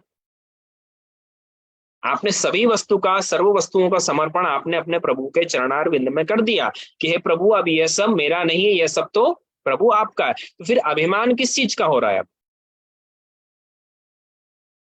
हम लोग जो निवेदनम तो स्मर्तव्यम सर्वथा तादृशैर् जने, इसलिए महाप्रभु जी आज्ञा कर रहे हैं कि निवेदन का स्मरण, निवेदनम तो स्मर्तव्यम सर्वथा तादृशैर् जने, सुंदर भगवदीय वैष्णव के बीच में बैठकर और हमेशा हमको यह सब सत्संग करते रहना चाहिए, जिससे हमारे हृदय में यह वैष्णवत्व जागृत होगा। तो निवेदनम तो स्मर्तव्य में ऐसे आपसी सुंदर आज्ञा कर रहे हैं। तो जब निवेदित हो गए हो तो फिर किसी बात का अभिमान करना ही नहीं कि देहादि मेरे हैं, यह अभिमान छोड़ देना चाहिए कि यह सभी मान लेना चाहिए कि यह सब कुछ तो अब प्रभु के अधीन है, ठाकुर जी के अधीन है। यह देह इंद्रियों को अलग अलग विषयों में नहीं लगाना चाहिए। इस विषय में तो भक्तों को यह चाहिए कि वह विषय वासनाएं सहित अभिमानों का त्याग कर दे और अपने स्वामी की अधीनता को स्वीकार कर ले कि स्वामी मेरे, स्वामी के मतलब हम अधीन हैं, भगवान के अधीन हैं हम लोग। इस बात को स्वीकार कर लें कि सदा हम उनके अधीन हैं, हमारा नहीं तो कोई अस्तित्व ही नहीं रहता अगर हम लोग अगर पृथक हैं तो। आप सोच सकते हो महाप्रभु जी ठाकुर जी के बिना एक वैष्णव का क्या क्या अस्तित्व है? हम तो एक अनाथ जैसे हैं। महाप्रभु जी ने प्राकट्य लेकर हमको सनाथ किया, तो हमेशा यही विचार होना चाहिए कि उनका वरद हस्त हमारे मस्तक पर है, इसलिए आज जीवन में यह हो रहा है। कभी भी अभिमान नहीं होना चाहिए, गर्व का त्याग करना चाहिए। यह सब विषय वैष्णवजनों बहुत बड़े हैं, बहुत आनंद है, लेकिन अभी इतना समय नहीं है, क्योंकि अब अभिमान को अगर हम लोग देखें, गर्व त्याग, तो अभिमान के भी अर्थ हैं अलग अलग। जो रूढ़ अर्थ अगर अभिमान का हो जाता है तो वह हो जाता है कि अभिमान का एक अर्थ कि गर्व करना, और दूसरा अगर हम लोग एक अभिमान का यौगिक अर्थ देखें तो अन्यों से अपने आप को बड़ा मानना, इसको भी एक अभिमान कहा जाता है। तो ये सब अभिमान संत्याज्य स्वाम्य दीनत्व भावनात्, स्वाम्य दीनत्व भावनात्, कि हम स्वामी के अधीन हैं, यही भावना हमेशा रहना चाहिए। अभिमान का त्याग कर देना चाहिए वैष्णव। अभिमान किसी चीज का नहीं रखना चाहिए। देखो वैष्णवजनों, अपने जीवन को जितना सरल बनाओगे, जितना सिंपल रखोगे, उतना जीवन जीने का एक आनंद आएगा। और जितना कॉम्प्लेक्स कर दोगे, अगर अपने जीवन को कर दोगे, तो एक मकड़ी होती है ना, जैसे स्पाइडर अपने ही जाल में उलझ कर रह जाती है, वैसे ही हम लोग, जीवन कठिन नहीं है, हम उसको कठिन बना देते हैं। हम अपने आप को अभिमानी समझते हैं, हम अपने आप को ज्ञानी समझते हैं, सबसे श्रेष्ठ बलवान समझते हैं, सर्वश्रेष्ठ हम लोग अपने आप को धनवान समझते हैं कि मुझसे ज्यादा ज्ञान किसी के पास में नहीं है, मैं बहुत अच्छा वक्तव्य दे सकता हूँ, मैं बहुत अच्छे प्रवचन दे सकता हूँ, मैं यह अच्छा करता हूँ, मैं वह ये हम लोग क्या होता है कि अपने ही जाल में फंसे हुए हैं जीवन। इन सबसे एक बाहर निकलने का रास्ता ढूंढो वैष्णवजन, और वही रास्ता श्री महाप्रभु जी विवेक धैर्य आश्रम में बता रहे हैं कि इस प्रकार से अगर वैष्णव अगर जीवन में जिएगा, अगर आगे चलेगा, इस प्रकार से विवेक को अगर धारण करेगा, तो कभी भी जीवन में किसी प्रकार के कोई भी परेशानी, कष्ट, दुख उसको नहीं आएंगे। किसी प्रकार के कोई बैरियर्स, हर्डल्स उसके जीवन में आएंगे ही नहीं। ये महाप्रभु जी आज्ञा कर। आप लोग देखते हो ना कैसे आप लोग नेविगेशन करते हो, जीपीएस आदि, तो उसमें बता देता है कि कहाँ पर ज्यादा ट्रैफिक है, कहाँ पर कैसा है, किस रूट से आप लोगों को निकलना है। तो महाप्रभु जी वही समझाने का प्रयास कर रहे हैं कि अगर इस रास्ते से अगर चलोगे तो इस रास्ते में बहुत कांटे हैं, बहुत कंकड़ पत्थर हैं, बहुत परेशानियां, अगर तुम इस प्रकार से चलोगे तो तुम निश्चित तौर पर शीघ्र ठाकुर जी के शरण में पहुंच जाओगे। अब हमको निर्धारित करना है कि हमको कौन से रास्ते पर चलना है, इस लौकिक संसार के रास्ते पर चलना है, जो महाप्रभु जी जो निर्देश कर रहे हैं, जो आज्ञा कर रहे हैं, उस रास्ते पर चलना, ये हमको निर्धारित करना। तो ये एक पांचवा विवेक। और छठा विवेक पर हम लोग आते हैं कि षष्ठम विवेक क्या है कि श्री महाप्रभु जी की आज्ञा अनुसार जो विवेक युक्त होकर प्रभु की सेवा करना चाहिए। अब लेकिन आप श्री आज्ञा कर रहे हैं कि विशेषतः चेद आज्ञा स्याद अंतःकरण गोचर। ये बहुत बढ़िया बात है, समझने की है। ये देखो हमारी प्रैक्टिकल एक हमारी लाइफ में क्या क्या चीजें हो रही हैं, उसके विषय में आपने कितने पूर्व में आज्ञा कर दी। कि विशेषतश्चेद आज्ञा, विशेष आज्ञा। विशेष आज्ञा क्या? अब आप यहाँ पर एक बहुत सुंदर आज्ञा कर रहे हैं कि कभी आपको विशेष आज्ञा हो जाए। विशेष आज्ञा का कि महाप्रभु जी से भी और ऊपर अगर कोई आज्ञा हो जाए, महाप्रभु की जी की आज्ञा का पालन करना तो हमारा कर्तव्य है। क्योंकि आपके अपनी क्या आज्ञा आ रही है यहाँ पर ग्रंथों में कि गुरुदेव की आज्ञा प्रमाण से वैष्णवों को चलना चाहिए, कि गुरुदेव की जैसी आज्ञा है वैसा हम लोगों को अपना जीवन में आगे बढ़ना चाहिए। सेवा कृतिर गुरोराज्ञा बादनम वा हरिच्छया।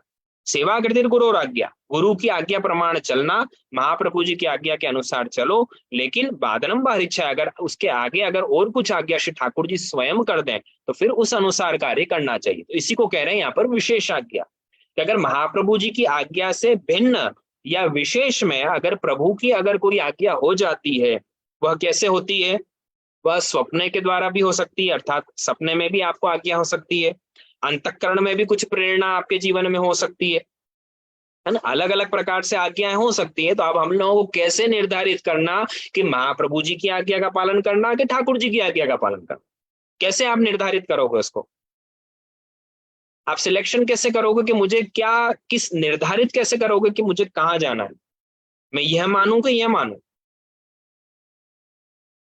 तो यहाँ पर आप आज्ञा कर रहे हैं कि अगर कोई विशेष आज्ञा हो रही हो तो कृष्ण की आज्ञा प्रमाण, ठाकुर जी की आज्ञा अनुसार हम लोगों को वर्तन करना चाहिए, मतलब आगे बढ़ जाना चाहिए, है ना। प्रभु को जो रुचता हो, भगवद आज्ञा हो, तो उस भगवद आज्ञा के अनुसार हम लोगों को व्यवहार करना चाहिए। ये छठा विवेक है। लेकिन इस विवेक में भी एक और विवेक है कि कौन सी आज्ञा का कैसे पालन करना। तो यहाँ पर बहुत सुंदर हमारे आचार्य जो विभिन्न इस विवेक धैर्य आश्रय पे भी वैष्णवजनों लगभग 4 के आसपास और भी बहुत सारी टीकाएं प्राप्त होती हैं। तो हमारे आचार्य चरण कितनी सुंदर सुंदर आज्ञा कर रहे हैं कि अब दोनों में कैसी कौन सी आज्ञा को पालन करना। तो आप आज्ञा कर रहे हैं कि अगर भगवान ठाकुर जी की भी अगर कोई आज्ञा महाप्रभु जी की आज्ञा से विशेष हो रही हो तो उसका पालन भी कब करना? अगर वह आज्ञा आपके देहादि सुख के लिए हो रही हो, सांसारिक सुख के लिए हो रही हो, तो उन आज्ञा का पालन नहीं करना। समझना चाहिए कि ये आज्ञा परीक्षार्थ है, मेरी परीक्षा लेने के लिए हुई, इसलिए उन आज्ञाओं को नहीं मानना चाहिए। यहाँ पर अलग अलग प्रकार की आज्ञा हो रही है। तो विशेष आज्ञा हो, तदीपने का अनुसंधान रखकर, ध्यान में रखकर आवश्यक लौकिक कार्य करना ही विवेक है वैष्णवजन। कि वह आज्ञा किस विषय में हो रही है, कि अगर प्रेरणा देहादिक सुख के लिए, मेरे सुख के लिए हो रही है, या फिर वह भगवत सुख के लिए हो रही है। अगर भगवान के सुख में हो रही है तो उन आज्ञा का पालन हम लोगों को कर लेना चाहिए। अगर भगवान प्रभु के सुख में नहीं हो रही है तो इसका मतलब समझ जाना चाहिए कि यह आज्ञा मेरे परीक्षार्थ हुई है, परीक्षा के तौर पर हुई। ये अलग अलग क्रम। तो ऐसे ही अब षष्टम विवेक को पूर्ण करके वैष्णवजनों सप्तम विवेक के स्वरूप का वर्णन आता है कि आप श्री आज्ञा कर रहे हैं कि आपद्गत्यादिकार्येषु हटस्त्याज्यश्च सर्वथा। ये सप्तम विवेक है। सप्तम विवेक क्या है? ये हो सकता है वैष्णवजनों आप लोगों को थोड़ा सा कठिन विषय भी लग रहा हो, लेकिन आपको सभी को समझ में आ रहा है, ठीक है।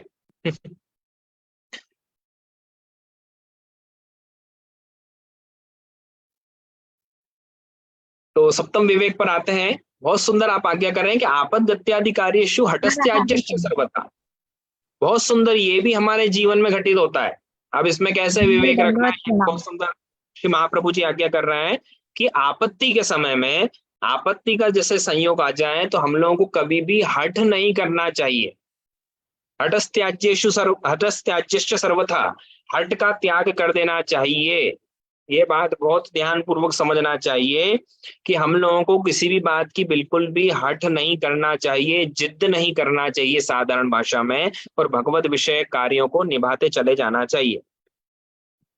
कभी एक से ज्यादा अगर धर्म आ पड़े, एक से ज्यादा विशेष धर्म निभाने का अगर समय आ जाए तो प्रथम मुख्य धर्म का पालन करना चाहिए, दूसरे को गौण कर देना चाहिए। मुख्य धर्म है हमारा भगवान की सेवा, प्रभु की सेवा करना। अब देखो, इसको बहुत सरल भाषा में अगर हम लोग समझें तो हम लोग घर परिवार में हम लोग साथ में रहकर ठाकुर जी की सेवा करते हैं, ये हमारा स्वधर्म है। है ना। और यह सेवा कर्म में भी कई बार क्या होते हैं, कई बार देह से विघ्न उत्पन्न हो जाते हैं कि आपका स्वास्थ्य ठीक नहीं है ना। कई बार आपको धन से विघ्न हो जाता है कि सेवा करने की तो बहुत इच्छा हो रही है, लेकिन हमारे पास में धन का अभाव है, पैसों का अभाव है कि हम लोग ठाकुर जी की सेवा और सुंदर रीत से कैसे कर सकते हैं। कई बार सबसे बड़ा विघ्न जो आजकल वैष्णव के जीवन में उपस्थित हो रहा है कि घर परिवार का सपोर्ट नहीं होना, कि हम लोग सेवा के लिए तो बढ़ रहे हैं लेकिन घर में और कोई वैष्णव नहीं है जो हम लोगों को सपोर्ट करे। उनको किसी को भी पसंद नहीं है कि ठाकुर जी की सेवा करना, उनको पसंद नहीं है कि धोती बंडी पहनना, उनको पसंद नहीं है कि मेरा बच्चा कंठी तिलक धारण करे। ये प्रैक्टिकल है, आजकल की लाइफ आज हो रहा है ये सब। उनको पसंद नहीं है कि वह घर में भगवान की पूजा पाठ करे, सेवा करे। अगर वह ये सब करेगा तो अपना करियर फ्यूचर क्या बनाएगा, ये एक आजकल की जो सोच हो गई है ना। तो कितने ही प्रकार के विघ्न उत्पन्न होते हैं जीवन में, धन से भी हो रहा है, देह से भी हो रहा है, तो हर प्रकार के विघ्न उत्पन्न हो रहे हैं। तो आप श्री आज्ञा कर रहे हैं कि सहजता से आनंद पूर्वक जो निभ जाए वह हमको करना चाहिए। अगर मान लीजिए कि घर परिवार वाले अनुकूल नहीं है तो सेवा याम वा कथा याम वा यस्य आसक्ति भवेत्। महाप्रभु जी आज्ञा कर रहे हैं कि सेवा भगवान की कर रहे हो, प्रभु की कर रहे हो, तो आप लोग अगर घर में कोई अनुकूलता नहीं है तो आप श्रीमद् भागवत जी के, श्रीमद् गीता जी के आदि ये सब हमारी जो नाम सेवा है वह आप लोग करिए। आप ठाकुर जी के पाठ करिए, आप मंगलाचरण है, यमुनाष्टक है, सर्वोत्तम स्तोत्र है, पंचगीत है, श्रीमद् भागवत जी है, इन सब का आप लोग अध्ययन करिए। यह भी एक प्रकार से नाम सेवा है। कई बार स्टूडेंट्स बाहर जाते हैं, हायर एजुकेशन के लिए जाते हैं या जॉब आदि माध्यमों के लिए, साधन से हम लोग अगर बाहर जाते हैं जॉब आदि करने के लिए, तो कई बार भगवत सेवा नहीं बन सकती, तो वहां पर प्रभु की नाम सेवा हम लोगों को करना चाहिए। ठाकुर जी के पाठ का नियम रखें हम लोग, जप पाठ आदि, माला जी आदि का नियम हम लोगों को करना चाहिए। इस प्रकार से हमारा जीवन जी सकता है। जब अनुकूलता होगी, ठाकुर जी कृपा करेंगे तो सेवा लेंगे, हमसे निश्चित लेंगे। यह एक विरह जागृत हो रहा है, यह भी बहुत बड़ी बात है वैष्णव। ये ध्यान रखना कि जिनके जीवन में सेवा नहीं बन पा रही है, जिनके अनुकूलता नहीं है और हृदय में बहुत विरह उत्पन्न हो रहा है, तो समझ जाना कि बहुत जल्दी ठाकुर जी की कृपा आपके ऊपर होने वाली है। क्योंकि यह विरह भी हर किसी को प्राप्त नहीं होता है। हरिराय जी आज्ञा कर रहे हैं कि यह विरह है, यह परम फल का स्वरूप है, यह भी एक बहुत बड़ा फल है, यह हर किसी को प्राप्त नहीं होता है। ठाकुर जी कृपा करके हमको विरह का दान कर रहे हैं, मतलब बहुत बड़ी कृपा है हमारे ऊपर, यह ध्यान रखना चाहिए। तो हर परिस्थिति में अपना माइंडसेट, हमारा एटीट्यूड कैसा होना चाहिए, उसके ऊपर हम लोगों को फल की प्राप्ति हो जाती। हर परिस्थिति में हम लोगों की सोच कैसी है, आप उसमें अच्छा सोच रहे हो या गलत सोच रहे हो। जीवन में जो हम लोग नहीं चाहते हैं वह भी हो तो रहा है। अब उस समय हम लोग सोच कैसी रखें, अगर अच्छी सोच रखेंगे तो हम लोग आगे निकल जाएंगे, और अगर गलत सोच रखेंगे, अगर हम लोग अपसेट हो जाएंगे, अगर हम लोग दुखी होकर बैठ जाएंगे, तो हमारे जीवन में कुछ बचेगा ही नहीं। कहते हैं ना, मन के हारे हार है और मन के जीते जीत। अगर मन से हार गए तो सही मायने में मान जाना कि आप हार गए हो, अब आपको कोई भी नहीं जिता सकता। और मन में अगर जीत का एक विश्वास है तो कितनी भी मुश्किल कठिनाई आ जाए, आप निश्चित तौर पर आप जीतोगे। हारिए न हिम्मत, बिसारिए न कृष्ण नाम, जाविद राखे श्याम ताविद रहिए। कभी भी हिम्मत नहीं हारना, ठाकुर जी का नाम नहीं भूलना, जाविद राखे श्याम ताविद रहिए। जैसे प्रभु रख रहे हैं वैसे ही अपने जीवन में रह रहे हैं हम। ये हमेशा एक विश्वास दृढ़ अपने प्रभु के चरणों में कर लेना चाहिए। तो यह एक समझ है ना। तो कई बार आर्थिक दृष्टि से भी हम लोगों के जीवन में समस्या आ जाती है, तो भी हट का त्याग हम लोग नहीं करें। आर्थिक हम लोगों का अनुकूलता नहीं है, लेकिन फिर भी हम लोग देखा देखी कर रहे हैं कि नहीं, हमको तो ऐसा मनोरथ करना ही है, हमको तो वह जो वैष्णव जैसा ठाकुर जी को लाल लड़ा रहा है, जितनी सामग्री धर रहा है, जितने वैवट से सोने चांदी के बर्तनों में ठाकुर जी को भोग धर रहा है, इतने सुंदर सुंदर आभरण सिद्ध करके धरा रहा है, तो मुझे भी वैसे ही करना है। यह भाव नहीं होना चाहिए वैष्णव तो नहीं, ये हट का त्याग करना है। ये महाप्रभु जी आज्ञा कर रहे हैं, ये देखा देखी नहीं करना हम लोगों को। क्योंकि देखो आप, पद्मनाभ दास जी जिनके यहाँ पर कुछ भी स्थिति ठीक नहीं थी, उनके यहाँ ठाकुर जी उनके छोले में भी प्रसन्न रहे, मात्र चने में भी उन्होंने सर्व सुख का दान उनको पद्मनाभ दास जी को किया। और वही प्रभु ने राजा अम्बरीश के यहाँ जो विराजमान हुए, वहां पर सर्व वैभव युक्त एक राजपाट से जो सेवा है, वहां पर भी प्रसन्नता से विराजे। और पद्मनाभ दास जी के यहाँ पर छोले में भी प्रसन्नता विराजे। वह 4 दाने मिश्री में भी प्रसन्नता से विराज सकते हैं और अत्यंत वैभवयुक्त सेवा में भी प्रसन्नता से वह प्रभु विराजमान होता है। यही पुष्टि मार्ग की विलक्षणता है। इसलिए कभी भी देखा देखी नहीं करना। आपका जैसा सामर्थ्य है, आपके यहाँ पर जैसी अनुकूलता है, प्रभु आपके अनुरूप अपने आप को ढाल देते हैं। यही तो पुष्टि मार्ग की स्वरूप की विलक्षणता है। ऐसे प्रभु कहीं मिल ही नहीं सकते और ऐसे गुरु कहीं नहीं मिल सकते। यही हमारे संप्रदाय की एक विशेषता। आपके पास जो है उसमें प्रभु प्रसन्न है, उनको और कुछ आवश्यकता नहीं है। तो इसलिए कभी भी देखा देखी, इसलिए हठ का त्याग, हटस्त्याज्यश्च सर्वथा, हमेशा हठ का त्याग कर देना चाहिए।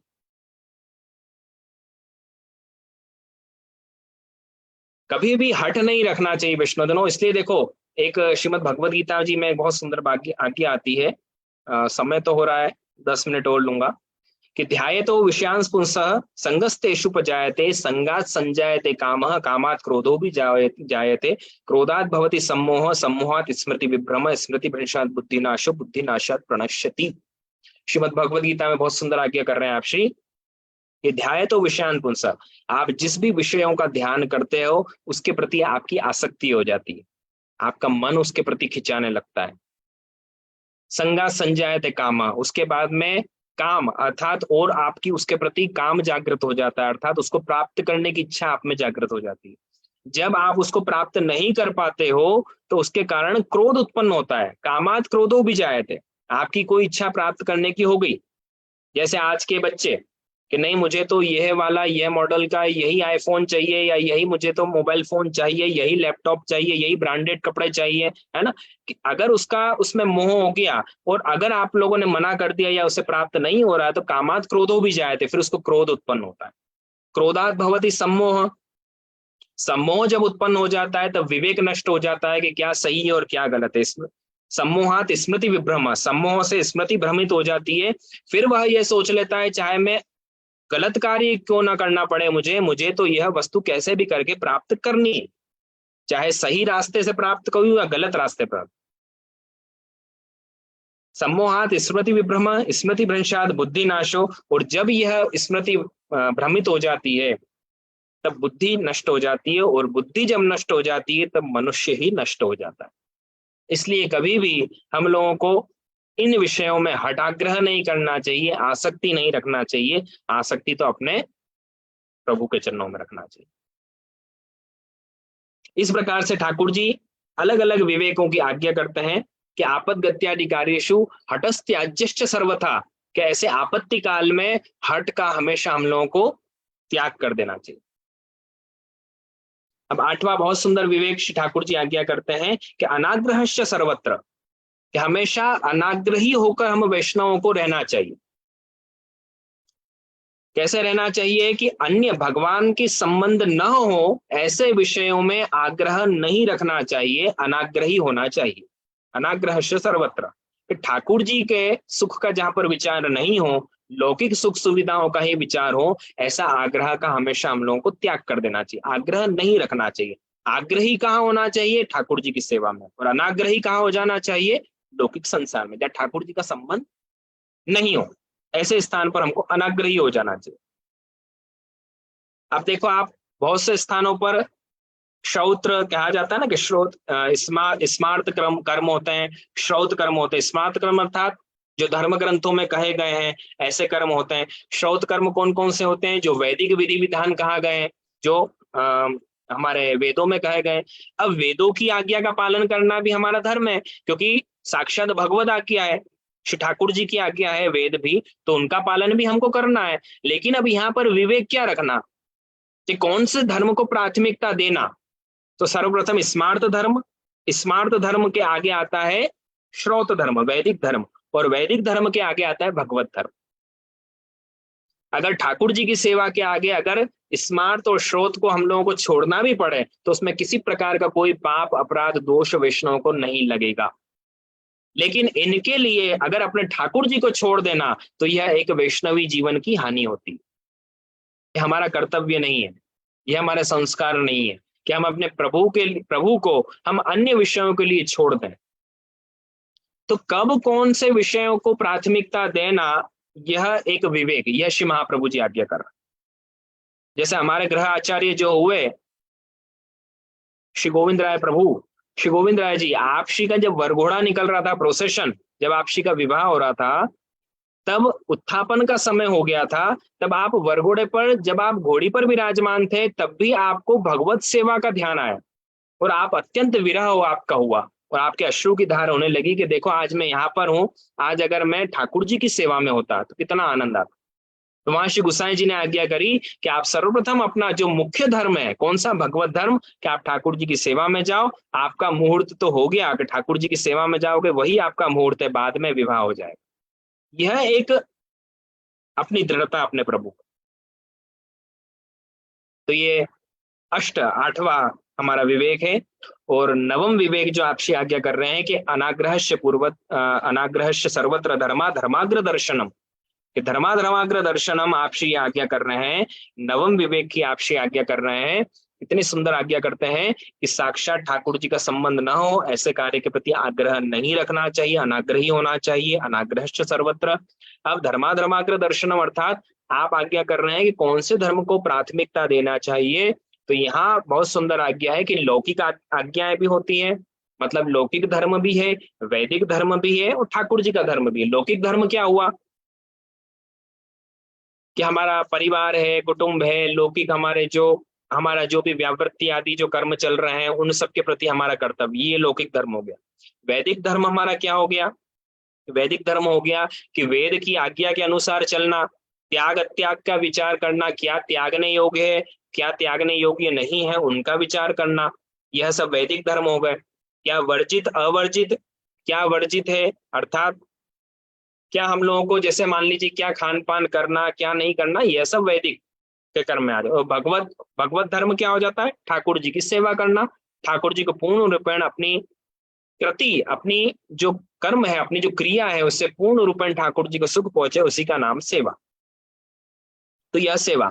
तो अब यहाँ पर भी विवेक की आवश्यकता है। विवेक की क्या आवश्यकता है कि अब एक ही समय में मान लीजिए दोनों धर्म उपस्थित हो गए, ठाकुर जी की सेवा भी करना है और यहाँ पर दूसरा कोई कार्य भी आ गया, तब उन दोनों में आप लोग कैसे ध्यान करोगे कि कौन सा धर्म हम लोगों को पालन करना? तो यहाँ आप आज्ञा कर रहे हैं कि भगवत धर्म का मुख्य रूप में पालन करना, उसके बाद अगर कोई समय बचता है तो लौकिक वैदिक का भी पालन कर सकते हो, कोई प्रकार का दोष नहीं है, लेकिन सर्वप्रथम प्रायोरिटी कहाँ देनी है? ठाकुर जी की सेवा में देनी। इसमें कोई अपराध नहीं है। अब आप देखो कि यहाँ पर प्रहलाद जी का विषय अगर आप देख लो, सरल उदाहरण आप समझो कि प्रहलाद जी का उदाहरण हम लोग समझें कि अभी यहाँ पर विवेक किसको कहते हैं। आप देखो कि अपने पिता की आज्ञा का पालन करना, यह वैदिक धर्म हो गया, है ना। अगर आप पिता की आज्ञा का पालन नहीं कर रहे हो तो वैदिक धर्म का आप पालन नहीं कर रहे हो। लेकिन यहाँ पर ठाकुर जी के लिए, ठाकुर जी की प्रसन्नता के लिए प्रहलाद जी ने अपने हिरण्यकश्यप को अपने पिता की आज्ञा का भी उल्लंघन कर दिया, तो भी ठाकुर जी उनके ऊपर प्रसन्न हुए। क्यों प्रसन्न हुए? क्योंकि उन्होंने भगवत धर्म का निर्वहन किया। तो जहां पर जो सत्य हो, जो चीज सुंदर हो, जो सही हो, वह, तो प्रहलाद जी ने पिता की आज्ञा का उल्लंघन किया तो भी ठाकुर जी उनके ऊपर प्रसन्न हुए। तो यहाँ पर क्या हुआ कि भगवत धर्म मुख्य हो गया और यहाँ पर वैदिक धर्म और अन्य लौकिक धर्म गौण हो गए। तो ये हम लोगों को विचार करना चाहिए। एक 84 वैष्णव की वार्ता में एक बहुत सुंदर वार्ता आती है कि सेठ पुरुषोत्तम दास जी गया तीर्थ यात्रा पर गए। जब वह गया तीर्थ यात्रा पर गए तो उनको मार्ग में जब खेत दिखे, तब खेत में उनको बहुत सुंदर बैंगन दिखे। बैंगन की टोकरी शाक सिद्ध करते हैं ना हम लोग, ठाकुर जी को लगाते हैं। तो यह जब उनको मार्ग में बहुत सुंदर जब बैंगन दिखे हैं, तब उन्होंने यह विचार किया कि अरे ये तो मेरे प्रभु के लायक है।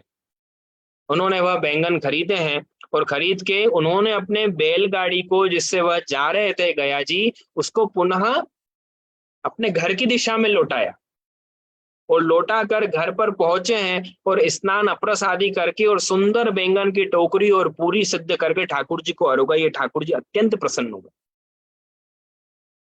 तो यहाँ पर श्री हरिराय जी बहुत सुंदर भाव प्रकाश में आज्ञा करते हैं कि इसका भाव प्रकाश क्या है। तो श्री हरिराय जी आज्ञा करते हैं कि भगवत धर्म के आगे तीर्थ जैसे वैदिक धर्म भी गौण हो जाते हैं। अब देखो, जा रहे थे तीर्थ यात्रा के लिए, वह वैदिक धर्म, लेकिन वह भी गौण हो गया। क्यों? क्योंकि ठाकुर जी के सुख का विचार पहले। तो यह एक विवेक होना चाहिए कि कब कौन सा हम लोगों को निर्णय लेना। तो यह महाप्रभु जी 9 प्रकार के विवेक का वर्णन कर रहे हैं। कितना सुंदर विवेक है ना। प्रथम विवेक हरि है, द्वितीय विवेक निजच्छातक करिष्यति, तृतीय प्रार्थितेवा ततः किम स्यात्। ऐसे अलग अलग विवेक का दर्शन आप श्री करवा रहे हैं और प्रकार बताते हुए आप धर्माग्र दर्शनम विवेकयम समाख्यातो धैर्यम तु विनिरूप्यते। यहाँ पर आप श्री विवेक को आज्ञा कर रहे हैं कि विवेक के विषय में अच्छी तरह से विवेक विवरण किया गया, समझाया गया। अब धैर्यम तु विनिरूप्यते, अब धैर्य पर आता है। तो यह एक विवेक का स्वरूप। तो आप लोग देखिए विष्णुजनों कि हम लोग जब तक अपने आचार्यों की वाणी को नहीं समझेंगे तब तक यह सब कठिन लगती चली जाएंगी। हमको पुष्टि मार्ग कठिन लगेगा, लेकिन ऐसा नहीं है, बहुत सरल है, बहुत आनंद है, एक प्रसन्नता का विषय है। ठाकुर जी की सेवा में जाना एक टेंशन चिंता नहीं होना चाहिए, एक भार नहीं लगना चाहिए, बहुत आनंद है। क्योंकि जब हम उनको समझते हैं तब हम लोगों को लगता है कि नहीं देखो श्री महाप्रभु जी की आज्ञा कितनी सुंदर है कि आज के जीवन में भी हम लोगों को किसी प्रकार की कोई परेशानी नहीं आए, इस प्रकार की आप श्री विवेक धैर्य आश्रम में आज्ञा कर रहे हैं। आपको यहाँ पर जरा सा भी कुछ भी लगा कि हमारे जीवन से इस पाठ का कोई लेना देना नहीं, ऐसा कभी कुछ लगा एक विवेक में भी? संपूर्ण जीवन शैली जो आज हमारी है उसको किस प्रकार से जीना, किस प्रकार से उनमें हम लोगों को निर्णय लेना, कौन सा विवेक कब रखना हम लोगों को अपने जीवन में, यही विवेक कितनी सुंदर महाप्रभु जी ने आज्ञा करी। अब जब विवेक इतना सुंदर है तो धैर्य और आश्रय कितने सुंदर होंगे। कभी आगे रखेंगे जब भी हम लोग सत्संग में बैठेंगे, क्योंकि अभी समय भी हो रहा है। तो यह एक विवेक का स्वरूप, ये कितना सुंदर आपसे ने आज्ञा करी। तो यहाँ पर विवेक के स्वरूप को श्री आचार्य चरण पूर्ण करते हैं, आगे आप श्री धैर्य के स्वरूप का पर आज्ञा करते हैं। तो यह विवेक का स्वरूप है विष्णुजनों। तो आज मुझे बहुत ही प्रसन्नता हुई कि आप सब विष्णुजन इतने आनंद से, और आज तो हमारे संपूर्ण यूएसए, हमारे अमेरिका, दुबई, ऑस्ट्रेलिया, यूके, हमारे इंदौर, इंडिया के मुख्य, अब तो हमारा भारत देश गर्व होता है, ऐसे भारत के सभी वैष्णव यहाँ पर उपस्थित हैं। बहुत ही प्रसन्नता का विषय है कि ये तो एक वर्ल्ड वाइड एक सत्संग हो गया, वर्चुअल सत्संग, कि सभी यहाँ पर उपस्थित हैं और एक मंच पर यहाँ पर आ गए हैं। तो बहुत प्रसन्नता का विषय है कि श्री कृष्ण कृपा सत्संग मंडल के द्वारा इतनी सुंदर यह पहल की जा रही है, और यह निश्चित तौर पर एक बहुत ही उपादेय सिद्ध होगी, और सभी वैष्णव इससे निश्चित तौर पर आगे बढ़ेंगे और आगे बढ़ने का प्रयास भी करेंगे। यह प्रभु के चरणों में अभ्यर्थना है कि ऐसे कृपा हमारे वैष्णव पर हो कि अवश्य श्री ठाकुर जी के चरणारविंद उनका चित्त लगा रहे, चित्त की वृत्तियां रहें, और अपने जीवन में वह अपना जो मूल उद्देश्य उसको प्राप्त करें। भगवत सेवा जो हमारा प्रथम धर्म है, अन्य सभी धर्म हमारे हैं, उनका पालन करना है। महाप्रभु जी ने देखो कितनी सुंदर आज्ञा की है कि उनको आपको छोड़ना नहीं है। आप ऐसी आज्ञा नहीं कर रहे हैं कि आपका परिवार आदि है तो आप सब छोड़ दो, ऐसी आज्ञा नहीं कर रहे हैं, लेकिन आप आज्ञा कर रहे हैं कि प्रथम आपको आपके सेवक धर्म का पालन करना है, कि प्रभु मेरे स्वामी है, मैं उनका सेवक हूँ, सेवा करना मेरा प्रथम धर्म है, उसका पालन करो। फिर आप जीवन में जो करना चाहो आप कर रहे हो और कर ही रहे हो, उसमें किसी प्रकार की कोई आपत्ति नहीं है। तो बहुत ही एक आनंद आया, और चक्षुषा बहन ने बहुत सुंदर, आपने मंगलाचरण का बहुत सस्वर पाठ किया। कल्पेश भाई इतना सुंदर परिचय आदि, और सेजल बहन के तो बहुत बाहर फोन कॉल्स मैसेजेस आए। टाइम का डिफरेंस होने से कई बार चर्चा नहीं भी हो पाई, लेकिन बहुत ही आनंद आया मुझे आज की इतनी सुंदर हमारी वैष्णव सृष्टि, संपूर्ण महाप्रभु जी की वैष्णव सृष्टि संपूर्ण विश्व में के कोने कोने में फैली हुई है, और अपने धर्म के प्रचार प्रसार के लिए आप इतना प्रयत्न कर रहे हैं। यह एक कृपा का ही स्वरूप है सजल में। आप सभी पूरे टीम जितनी भी इसमें जुड़ी हुई है, क्योंकि एक व्यक्ति तो कर नहीं सकता, आप लोग जितने भी सब इसमें जुड़े हुए हैं सत्संग ग्रुप में, वह सभी का बहुत बहुत एक उन पर ठाकुर जी की कृपा है, और बहुत बहुत उनको शुभाशीर्वाद। कैसे ही सुंदर आप लोग यह प्रकल्प चलाते रहें, आगे बढ़ाते रहें, इसको सभी वैष्णवों को लाभ देते रहें, यही मेरी प्रभु के चरणों में अभ्यर्थना है। बस यही कहते हुए मैं आज का यह जो विवेक धैर्याश्रय में जो विवेक का स्वरूप आज लिया, इसको मैं आज यहीं पर ही भगवत चरणों में समर्पित करता हूँ, और यह विषय आज यहीं पर ही पूर्ण करता हूँ। दंडवत कृपा निधान। दंडवत प्रणाम। दंडवत प्रणाम जय जय। आप सभी हमारे साथ पधारे, ये हमारा बहुत भाग्य लोग है। चरणों में दासना दास दो को दंडवत जी। बात पूछनी है। जय जय श्री, आप बोलते हो विवेक बहुत अच्छी चीज है। एक सेकंड, दंडवत कृपा निधान। वैष्णव एक सेकंड, मुझे ये पूछना था कि हम लोग बहुत सारे लोग, मैं देखती हूँ कि अभी बहुत सारे लोग वैष्णव जन पूछते हैं कि I will pray for you, you know, if something happens, you know, people get sick and then, you know, Vaishnav Jan says, oh, I'll pray for you. तो I don't know if we gonna say कि हमको को प्रभु पर विश्वास नहीं है, ये automatically ऐसा नहीं होता कि नहीं है, विश्वास तो है ही, पर अगर अपने आप निकल जाता है, oh, I will pray for you to get better. मैं वैष्णव को हमेशा देखती हूँ कि वो लोग भी कमेंट करते हैं, तो आप इसमें क्या हो रहा है सजल बहन? Let me clear you. इसमें क्या हो रहा है कि देखो आप, इसमें क्या हो रहा है कि हम लोग जैसे कह रहे हैं कि मैं आपके लिए प्रे कर रही हूँ या आपके लिए प्रार्थना कर रही हूँ, तो एक बहुत अच्छी चीज है। आप अच्छे के लिए, आप अपने सुख के लिए प्रभु से कुछ मांग नहीं रहे हो, वह प्रार्थना का स्वरूप है। कि मैं अपने सुख के लिए मांग रहा हूँ कि प्रभु मैं बहुत ज्यादा बीमार हूँ तो मैं सही हो जाऊं, हेडेक सही हो जाए, है ना, मेरा टर्नओवर ये हो जाए, ऐसा बढ़ जाए, मेरा बिजनेस ऐसा हो जाए, तो यह प्रार्थना नहीं करना। अगर आप किसी अच्छे के लिए अगर कुछ चीज कर रहे हो तो वह तो एक ठाकुर जी की कृपा ही है, उसमें गलत नहीं है। तो अलग अलग प्रकार गए गए कि कितने प्रकार से अलग अलग हम लोगों को क्या क्या चीजें हो सकती हैं जीवन में, तो उसमें ऐसा नहीं है। और उसमें विश्वास वाली बात विश्वास के लिए आ जाती है, अविश्वास विश्वास वाली बात एक दूसरी है। उसमें क्या हो जाता है कि कई बार ऐसा हो जाता है कि जैसे वैष्णव है, अब वैष्णव के जीवन में कभी कोई परेशानी जीवन में आ रही है, तो क्या हो जाता है कि उसके मन में ये आ जाता है कि मैं जब इतना पाठ कर रहा हूँ, मैं ठाकुर जी की इतनी सेवा कर रहा हूँ, मैं इतना यमुनाष्टक का पाठ कर रहा हूँ, फिर मेरे साथ ऐसा क्यों हुआ? यह एक अविश्वास जागृत हो जाना, तो वह एक चीज अलग हो जाती है और यह एक परिस्थिति अलग हो जाती है, दोनों में अंतर हो जाता है। बाकी वो वह कोई गलत नहीं है, जब अपने आप को हो जाता है वही अविश्वास आ जाता है। अच्छा, ओके जी। सो ऐसा बोलना कि I'm praying for you, तो already you believe in God, so विश्वास, आपकी वॉइस ब्रेक हो रही है बहुत। you believe in God, that's what happens. But yeah, विवेक तो बहुत जरूरत है, ये टॉपिक तो आई थिंक विवेक का तो बहुत जरूरी टॉपिक है आज का। तो ये जो टॉपिक आपने चूज किया, that was really superb, because we all need it, and small things क्या क्या याद रखनी चाहिए प्रभु के सेवा में या किसी और के साथ बिहेवियर में, अपने रोज के रूटीन में, बहुत जरूरत है। थैंक यू सो मच जय, आपने ये टॉपिक को छेड़ा। किसी और वैष्णव को कुछ कहना है? सबको दंडवत प्रणाम करना था जय जय श्री को। हम बाद में पहले हम आशीर्वाद प्रणाम जय जय। सभी वैष्णव को सभी वैष्णव को कृष्ण कृपा सत्संग में स्वागत है।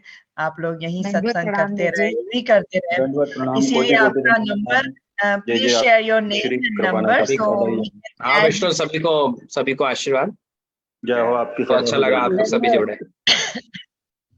आप लोग अपना नाम और नंबर जरूर दे देना ताकि हम लोग आपको वैष्णव आपको सभी को ऐड कर सके ये सत्संग में, तो बार बार हम लोग सत्संग कर सकेंगे साथ में।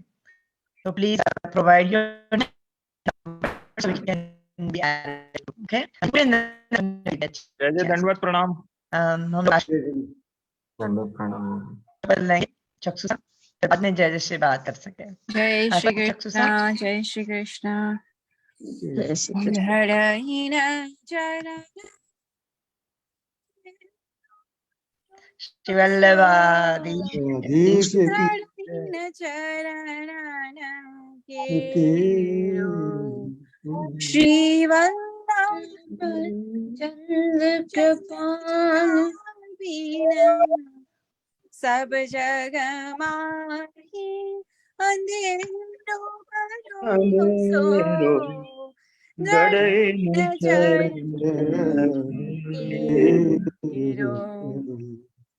साधन और नहीं कली में जा सोत निबेरो सुर कहाँ गए विविधारो बिना मोल को चेरो भरोसो दृढ़ चरण केरो दृढ़ चरण भरोसो दृढ़ चरण केरो श्री वल्लभाधीश की जय कृष्ण कन्हैया लाल की जय वल्लभ राजकुमार की जय हो। जय हो। श्री कृष्ण कन्हैया लाल की सर्वे वैष्णव ने जय श्री कृष्ण। श्री वल्लभाधीश कृष्ण की कन्हैया जय। लाल की प्रणाम जय जय श्याम सुंदर श्री यमुने महारानी की जय। प्रणाम कीजिए सभी वैष्णवन को भगवत स्मरण। भगवत स्मरण करता वैष्णव जय हो। જય જય તમે જય જય આપસી દંડવત આટલા પ્રણામ બધા પ્રભુ। આપસી સાથે કેટલા બધા વૈષ્ણવ આવી ગયા છે આજે है सबका प्रेम है। બધા सबका प्रेम आपका आशीर्वाद भी इतना अच्छा है कि हमको खींच आशा लाता है। रखते आशा रखते कि ये सेशन कंटिन्यू करो आप। बिल्कुल जी जरूर बिल्कुल रखेंगे, कभी धैर्य पे आगे करेंगे जरूर, धैर्य क्योंकि आश्रय। नहीं बिल्कुल ये कंटिन्यू रखिए। विवेक को अगर जीवन में उतारना है तो धैर्य समझना भी इतना ही आवश्यक है। जे बिल्कुल सही बात है, जरूर रखेंगे। जे दंडवत इसमें प्रणाम। 100 से ज्यादा पार्टिसिपेंट ज्वाइन नहीं कर पा रहे थे, तो इसका साइज बढ़ सकता है क्या? हाँ मैं दिख रही हूँ आज आज मैंने बड़ी मुश्किल से ट्राई किया थैंक इसमें यू ज्वाइन सो करने मच। के। कृष्णा एक्चुअली ये कृष्ण कृपा सत्संग एक मंडल है, ये यूएसए से आप इसको करते हैं, तो आप लोग कोशिश करेंगे कि इसको बढ़ाएं, पेड वर्जन या जो भी कुछ हो सकता होगा इसमें आगे कर सकते। अच्छा नहीं जय या जय फिर श्री का अगर मैंने ये वीडियो अगर लाइव स्ट्रीमिंग अगर पूरे यूट्यूब सत्संग का तो पे वीडियो होगी ले तो आप लिया वहां है, पर भी तो आप सुन मिस सकते नहीं हैं। करोगे। हम लोग सत्संग में ग्रुप में सत्संग का ग्रुप में हम लोग वीडियो पोस्ट कर देंगे। आप सभी को आप सभी सत्संग का देख सकते हो। कर दीजिए, हम अटेंड नहीं कर पाए लिमिट की वजह से। हम आपका नंबर और नाम मुझे प्लीज भेज देना। मीट में हो सकता है जे मीट में हो गूगल सकता मीट है। पर हो सकता है। हाँ मीट में अप टू 100 हो सकता है। वैष्णो जनों आप पूरा ट्राई करेंगे सेजल बहन, और पूरा आपका ग्रुप ट्राई करेगा, जैसा भी हो सकता है आगे हम लोग और वैष्णव को भी जोड़ सकते हैं। कर देंगे आज अब हो समय भी जाएगी। हो रहा है। आज आप लोगों ने जो भी विवेक के स्वरूप को समझा करा, इसमें किसी भी को भी कोई भी जिज्ञासा हो, प्रश्न हो, तो आप लोग अगर नहीं भी जुड़े हुए हैं तो आप सोशल मीडिया पे सब पे श्री दिव्येश कुमार जी के नाम से अकाउंट्स हैं, इंस्टा, एफबी, यूट्यूब सभी पे। आप जिसको कुछ भी पूछना हो आप लोग निश्चित पूछ सकते हैं ना, तो हम लोग टच में रहेंगे और जरूर संप्रदाय में आगे बढ़ेंगे। अपने YouTube चैनल भी है कृष्ण कृपा सत्संग, जिसमें सारे सत्संग है आज तक जितने सत्संग हुए सभी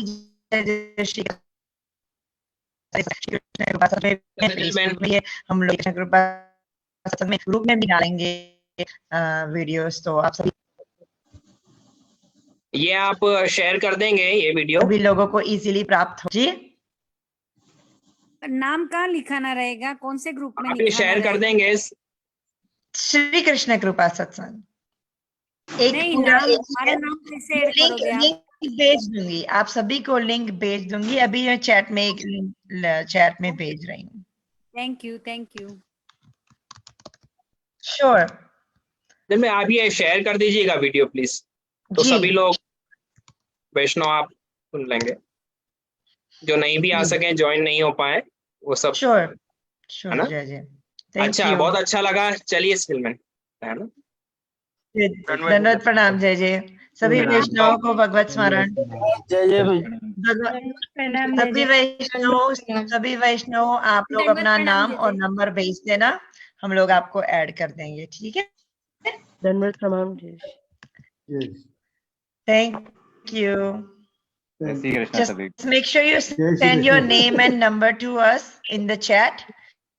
Chat box So I में will number have they that. देना। I can add you to the Krishna Kripa Satsang. जय श्री कृष्ण। जय श्री कृष्ण। जय श्री जय जय श्री कृष्ण। श्री जय कृष्ण श्री लिंक भेज देंगे क्या आप आज के जय श्री सत्संग Krishna. Name and number, you.